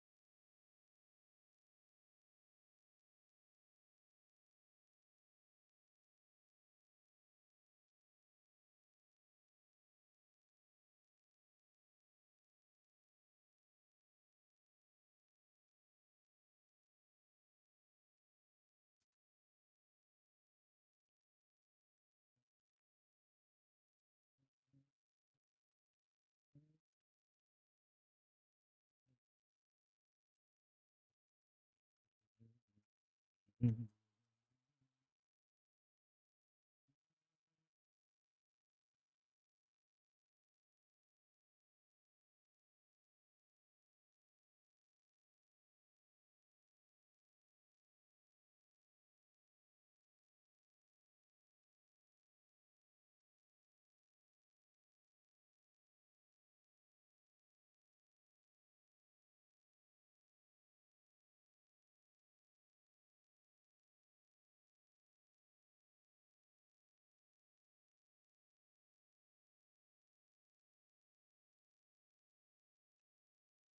Mm.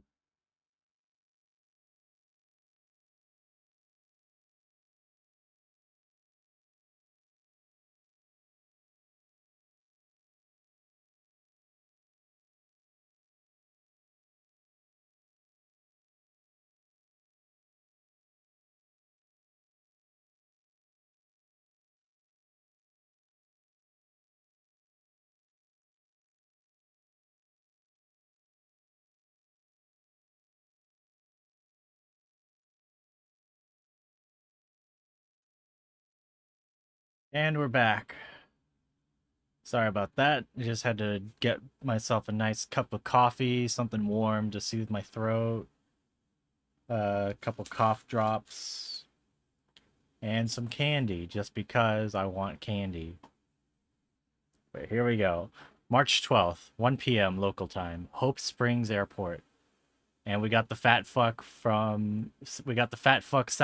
in the corner chomping on a bento. I know that once we had landed, I'm supposed to let the local police take over. And thanks to Miss Tenero and Miss Mealy, I was able to preserve the crime scene. But I just can't shake it. I wasn't able to talk with Miss Tenero in private. So I'm left wondering just what was she up to? Why did she do what she did? There must be a way for me to continue my investigation. I've been expecting you, Miles Edgeworth. My god, it's her. Franziska, I thought you were still in Germany. I go where I am needed, and wherever there are criminals to be caught.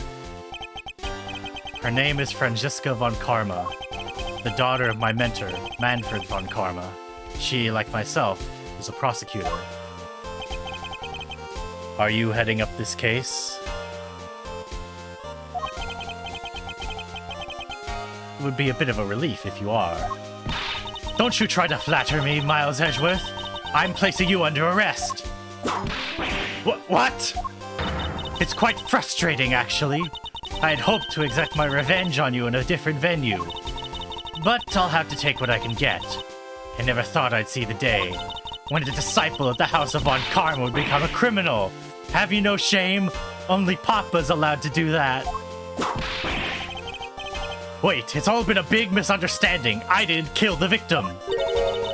A misunderstanding? I heard all about the murder over the police radio from the captain himself.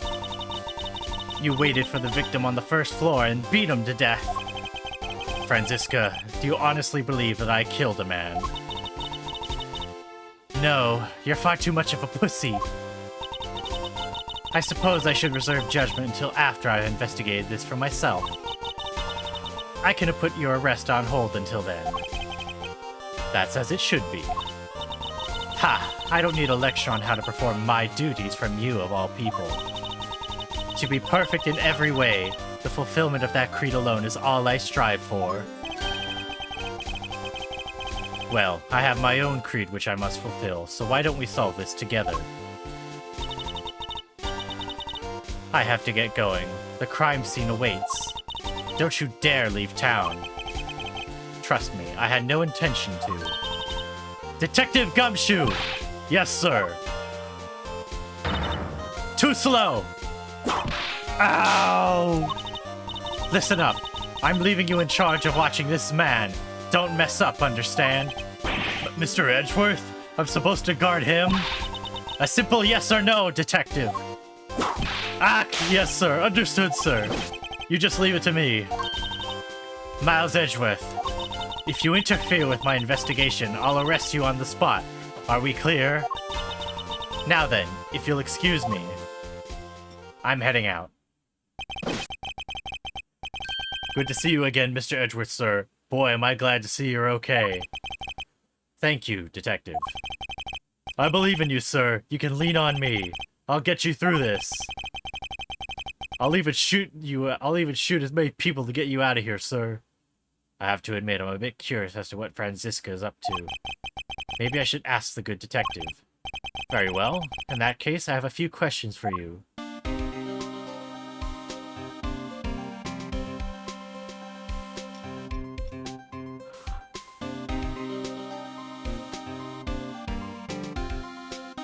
This copy's good.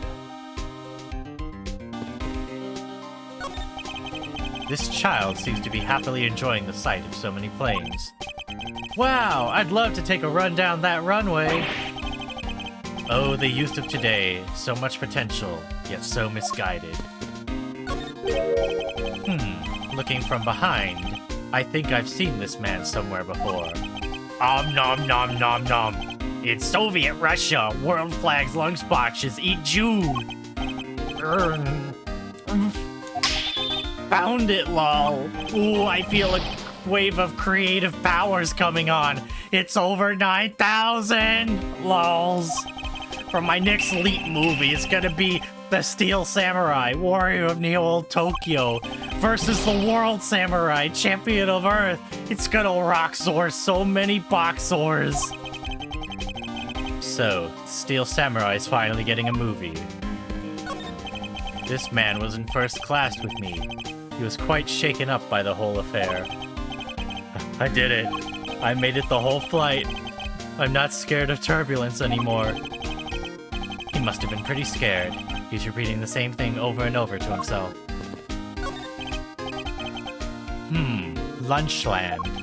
Not bad. I guess it's gotten big enough to warrant its own branch shops. What should I go with? I recommend our airport special, World Flags lunchboxes, only available for a limited time. We have a variety of lunchboxes made up to look like different countries' flags. I wonder if they're aiming to take Lunchland to the international market.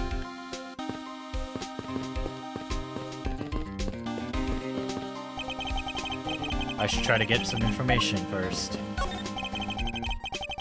What a view of the planes preparing for takeoff. Besides the turbulence, they're really not all that bad as a mode of transportation. I can't believe there's no one managing the counter when a murder's just occurred.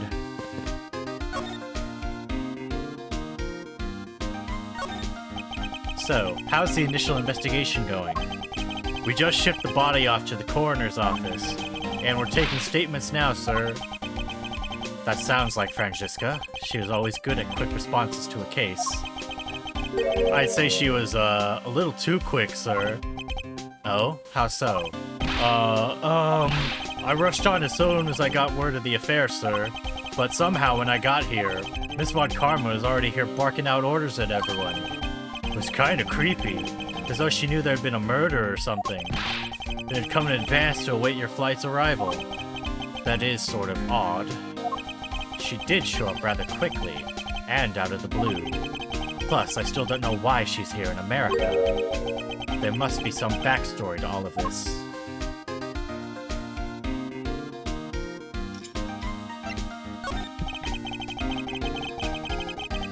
Miss Von Karma just kinda popped up at the prosecutor's office about a week ago, sir. Something about chasing down leads related to a certain incident. No details? It's kinda top secret, so she can't talk about it even with me, sir. Knowing her, the only type of talking she likes to do is with her whip. Plus, I doubt the top secret part was what stopped her from talking to you, Detective. Although I wonder if her case has anything to do with mine. Anyway, that's all about the info I have, sir. We should find out more as we investigate. Yes, it is high time to resume my investigation. Starting with talking to the people involved in this case afresh.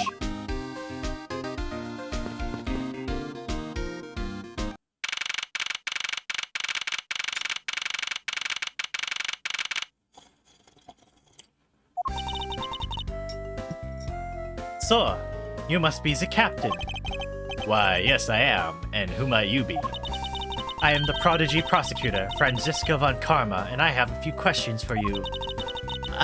Don't you dare, Captain. Getting friendly with another woman? I'll never forgive you if you do. What are you talking about? I only have eyes for you, my dear Cammy. I wouldn't bet money on our dear Captain to be much of a reputable person. Sure you don't want to ask the Captain some questions, sir? He was in the cockpit the entire time. I highly doubt he would know anything of use. Anyway, I'd like to leave that type of witness to Franziska and her whip.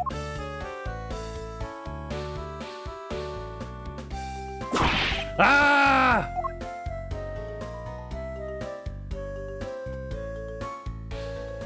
That guy got fucked. Oh, this guy's still fucking seething.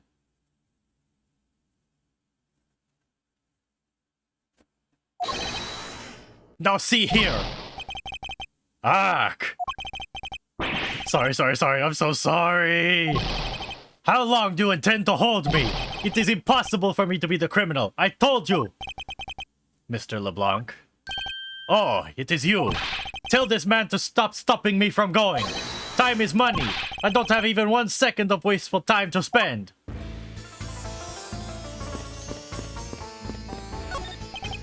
Sir, you can't go in there. I'm Miles Edgeworth.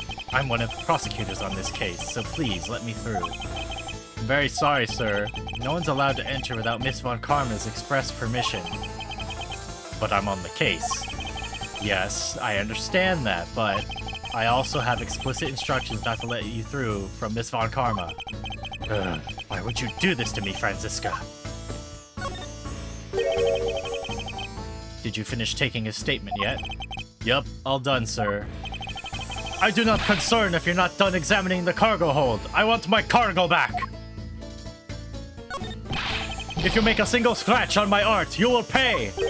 Art? What sort of art? Mr. LeBlanc's an art dealer, so he's got a bunch of artwork down in the cargo hold, sir. There's practically a mountain of them, large and small. From folk costumes to stone statues, I sell all kinds of arts. Folk costumes. Speaking of which, Mr. LeBlanc's hat, it kinda looks like that other piece of cloth.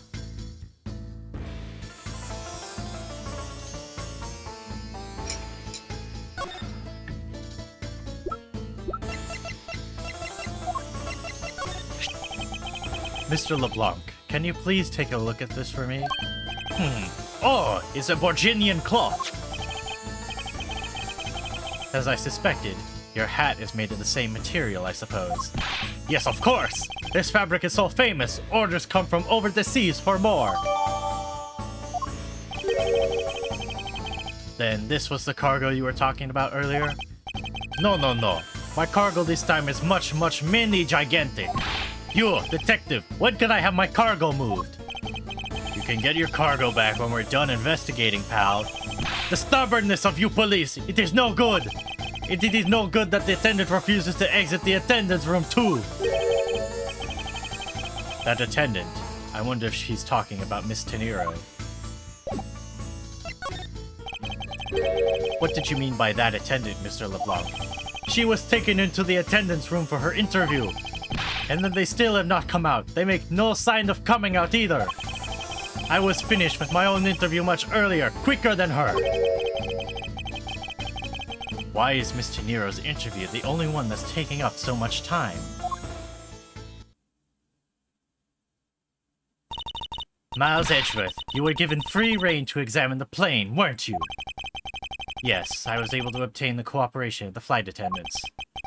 Speaking of attendants, I'd like to speak with Miss Tenero. I wonder if you might grant me permission to enter the flight attendants' room. Before I do, you still have to clear up a few issues surrounding your own circumstances. I understand. You may have tricked those attendants with your sophisticated talking, but you can't pull the wool over my eyes, Miles Edgeworth. Franziska's logic. Let's not complicate things and go with the most obvious conclusion. The scene of the crime was here in the very lounge the body was discovered. From the time the victim was seen calling for an attendant until the body was found, The only person in this lounge the entire time was you, Miles Edgeworth.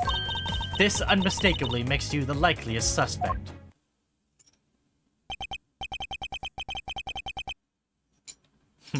The likeliest suspect, Franziska?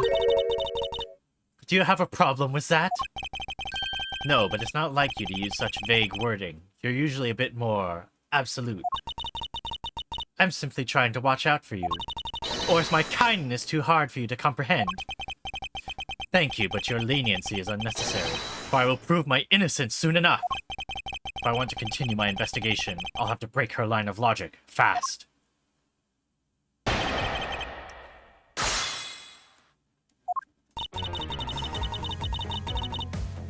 Hold it!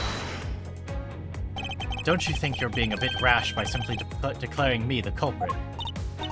I like my affairs to be simple and perfect. I'll show you the meaning of both when I finish this whole thing within 3 minutes. Hey, you say that like you're cooking a pack of instant noodles, ouch! I won't allow even 3 seconds of useless testimony to be uttered in my presence. I see she hasn't changed a bit, but I won't allow her to send me to prison so easily. Hold it! So tell me, Franziska, do you know all there is to know about the crime scene? I knew all that I need to know in order to arrest you, and nothing more. Are you saying there's more I need to know? Ah! Why did you whip me, sir? Sorry, Scruffy. My hand must have slipped. It would appear that Franziska doesn't have all the facts of this case yet. From the time the victim was seen calling for an attendant until his body was found, the only person in this lounge the entire time was you, Miles Edgeworth. Wait, I'm skipping shit. Under the circumstances, I suppose I can agree that I'm the most likely suspect. But I believe in you, sir. I don't think you did it. Miss Von Karma's gotta believe that too, right? I mean, you two are like siblings. Ow! Quiet, Scruffy. Even if we were related by blood, that's no guarantee he's not a criminal. Franziska, I demand to see some proof that you're not the guilty party. Likely a suspect, huh? What a roundabout euphemism. But it would appear that she doesn't yet know about the new evidence that we acquired and where we acquired it. I'll take care of the gaps in her logic one hole at a time.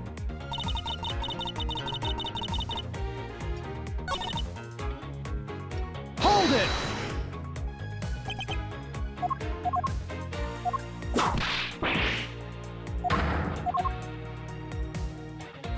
Hold it! Please stop pretending like you don't know. It's insulting. Obviously, I'm talking about how Mr. Hicks was seen calling for an attendant at 5 a.m. And then, from the time after that call until the body was found. Hold it! While it's true I was in the lounge the whole time, that fact alone does not make me the criminal. Objection! Ha! We'll see about that at the conclusion of this investigation. However, there's one thing that even you must admit at this time. Hold it! Whoops. I'm way too used to the DS controls.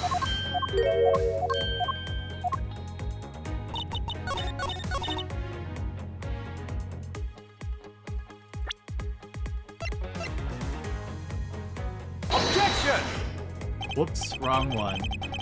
It would seem your logic is not as perfect as you think it is. And what is that supposed to mean? This piece of evidence should show you exactly what I mean. Oh yes, it clearly shows what you're thinking. That you're attempting to buy yourself time! No, I knew I shouldn't have tried to pull a fast one.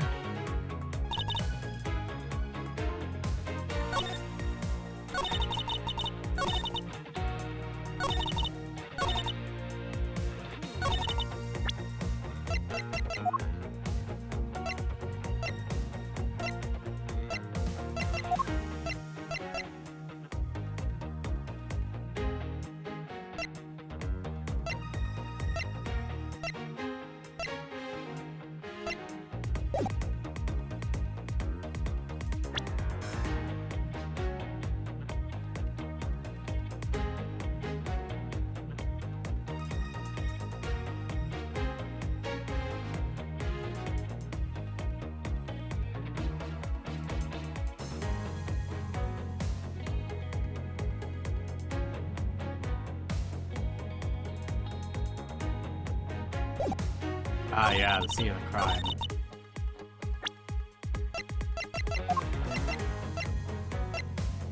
Objection!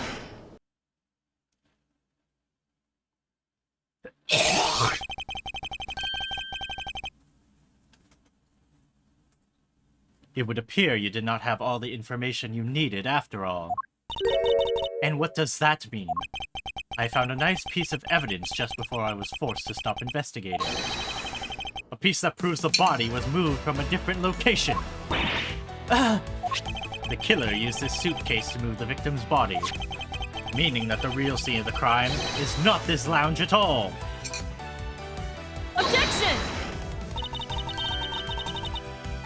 Now who's the one rashly jumping to conclusions? Excuse me?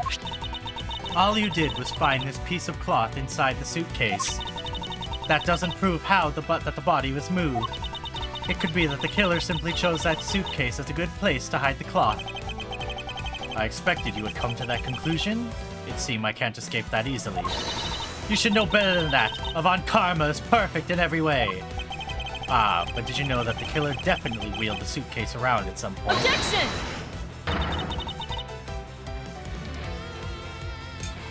As if there's proof of that.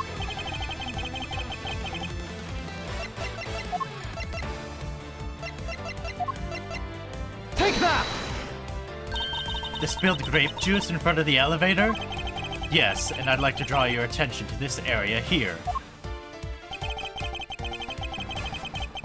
Look at these streaks. Take that! This mark here, wouldn't you say it looks suspiciously like tracks from two wheels? I suppose. Further, there's also grape juice residue on the wheels of the suitcase. This means that the suitcase containing the victim's body definitely passed through here. I suppose this means that the killer did move the victim's body from somewhere else. I'm glad you've come to your senses. Objection! Not so fast! This still doesn't put you in the clear. Not by a long shot!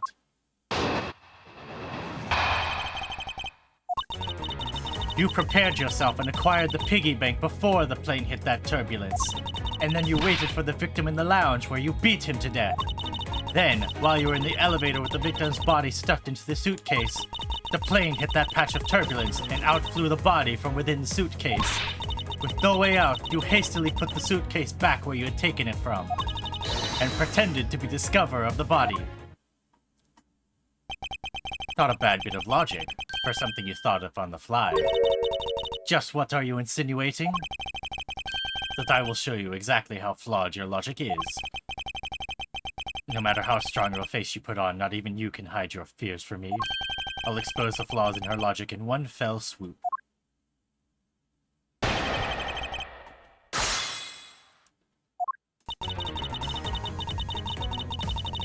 Hold it! And how do you suppose I was able to take the piggy bank out of its display case? As I recall, the case was locked. That's easy. If the case was locked, you simply had to hit the glass, like this. Yow! You shattered my heart of glass.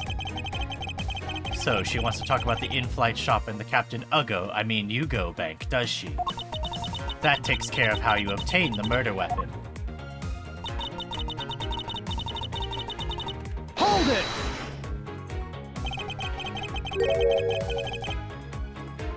I thought there wasn't any of the victim's blood found in the lounge. Humph, I thought you'd say that. What, did you think I wouldn't have noticed? I think you just found a way to cleverly hide the blood splatter in the lounge, by accidentally spilling grape juice on top of it. Are you accusing me of tampering with the crime scene now? We'll see, won't we? The forensic scientists are hard at work on that as we speak. And what do you propose I did after that? Hold it! So I put the victim's body into the suitcase, and then where was I headed, Franziska? That's pretty obvious. You were bringing it to first class where you could safely keep an eye on it. We're talking about this thing, you know. I'd hardly call it discreet or ordinary. Humph, annoying brat. Well then, you were intending to leave it inside the elevator. But unfortunately for you, a wrench was thrown into your plans because... it! You've experienced turbulence on a flight before. Of course, many times. You get used to it after a while. The patch we hit was especially rough, and I passed out briefly, but only for a second. Good thing it was only for a sec, sir. It'd have been bad if you really blanked out. Yes, indeed. Unfortunately, blanking out is exactly what got me into this mess in the first place. That's enough of your idle chatter. I'm not through with you yet, Miles Edgeworth. Hold it! If I were really a criminal, do you really think I'd be so easily caught? Objection! You are certainly in the middle of being caught right now. Narg! I have to find a contradiction fast. I won't have much of my own hide left to save. I have to say, you're looking rather caught right now. And I'll tell you exactly what you did after that. You loitered around in the lounge and pretended to be the discoverer of the body. Hold it! I didn't pretend to be anything. I really was the first to discover the victim's body. I suppose that's true. So then you're yielding to my statements? Don't be foolish. I still insist that you're the killer, but in that sense, you really were the first to discover the body to be dead. No matter what I say, she seems dead set on making me out to be the killer. Her logic is reasonably sound, and a large majority of it reflects the truth. But there is one point about it that is not quite right.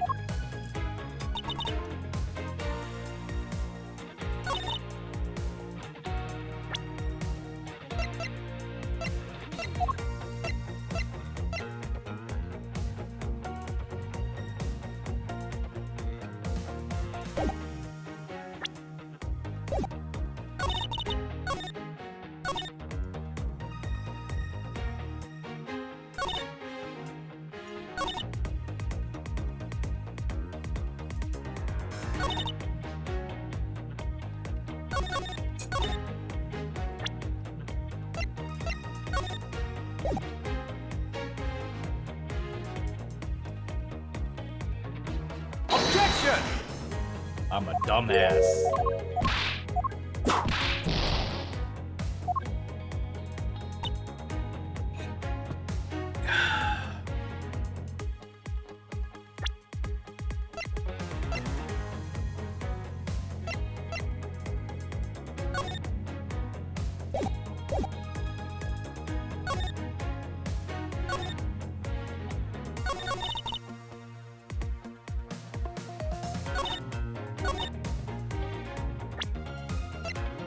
Objection!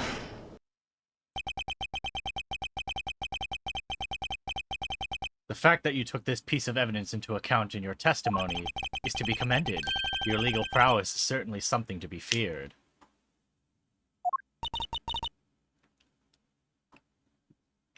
Evidence and logic. Essential tools that those who stand in a courtroom must learn to master. But what if there was a fake piece of evidence thrown into the mix? A fake? This Captain Yugo piggy bank is such a fake. It is not the real murder weapon. What? The timing of when the bank was taken from the shop is important. And it was taken after the turbulence had occurred. But then, what about the blood on the bank? What do you make of that? I assume it was added after the murder, when the killer fabricated this weapon. Looking at it this way, the killer basically did 3 things after the turbulence. After exiting the elevator, the killer brought the suitcase to the shop and left it there. Then the killer proceeded to pick the bank up from off the floor and took it to fabricate a fake murder weapon by hitting the victim on the head. Finally, the victim's wallet was planted on my personage, in my pocket to be precise. Everything was done so I'd be framed for the murder of Abby Hicks. You there! Yes, ma'am. Other than this piggy bank, was anything else resembling a murder weapon found? We didn't find anything in this lounge or in the shop that could be used as one, ma'am. Most of the items that could have been used were broken during the turbulence. And the remaining items all tested negative for any trace of blood. I see. Well, Miles Edgeworth, it appears your stall tactics are at an end. But it's possible it's just hidden somewhere, sir. Eek! If the criminal had wanted to hide the weapon in a safer place, I'd think that the weapon would have been hidden in the same place as the bloody cloth. Exactly what I was thinking.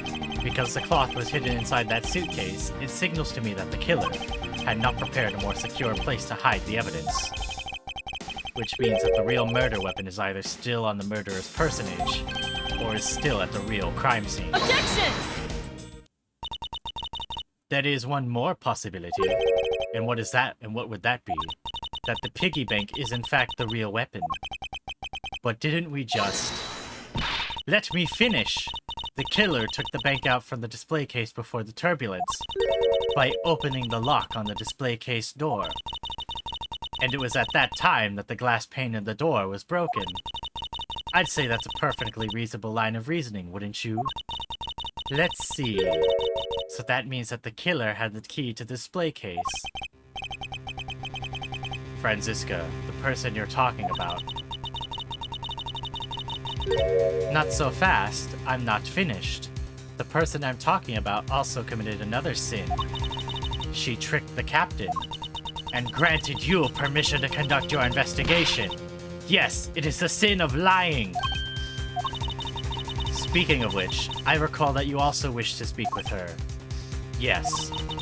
Very well. Permission granted, but only if I can sit in on your interrogation. Do we understand each other? I have no intention of interrogating her, but you are welcome to accompany me if you so wish. Miss Tenier is in the flight attendant's room. Let's move. Alright, I think I'm actually going to end the stream right here. But we made some pretty good progress. We're about halfway through the case, I'm pretty sure. What's it was to say? Middle. Yeah, we're about in the middle. And I don't want to, like, strain my voice too much, so I think 2.5 hours is a good point. Anyways, but yeah, thank you thank you to all who joined me on the stream today. Thank you for the follows, I appreciate it. Tomorrow, I'm going to be playing more Deus Ex Human Revolution. Tuesday, I'm going to be doing a stream of both Final Fantasy XIV, where I'll be streaming the weekly Arcadian raids. And then after that, I'm going to switch over to Genshin Impact, where I'm going to try and roll for the new Genshin character that comes out. Maybe do a bit of story questing that I'm behind on. Wednesday is going to be more Lollipop Chainsaw Repop. I'm going to try and finish that game. And Thursday, I'm going to play the new Dead Rising Deluxe Remaster. So, pretty packed week. The weekend is going to be pretty empty. But, you know, apart from that, I'm looking forward to the rest of the week. So, thanks again for everyone that joined me. I'm going to go ahead and move to the ending screen now. And I'll see you all next time. Have a good afternoon, everyone. Until next time, bye-bye.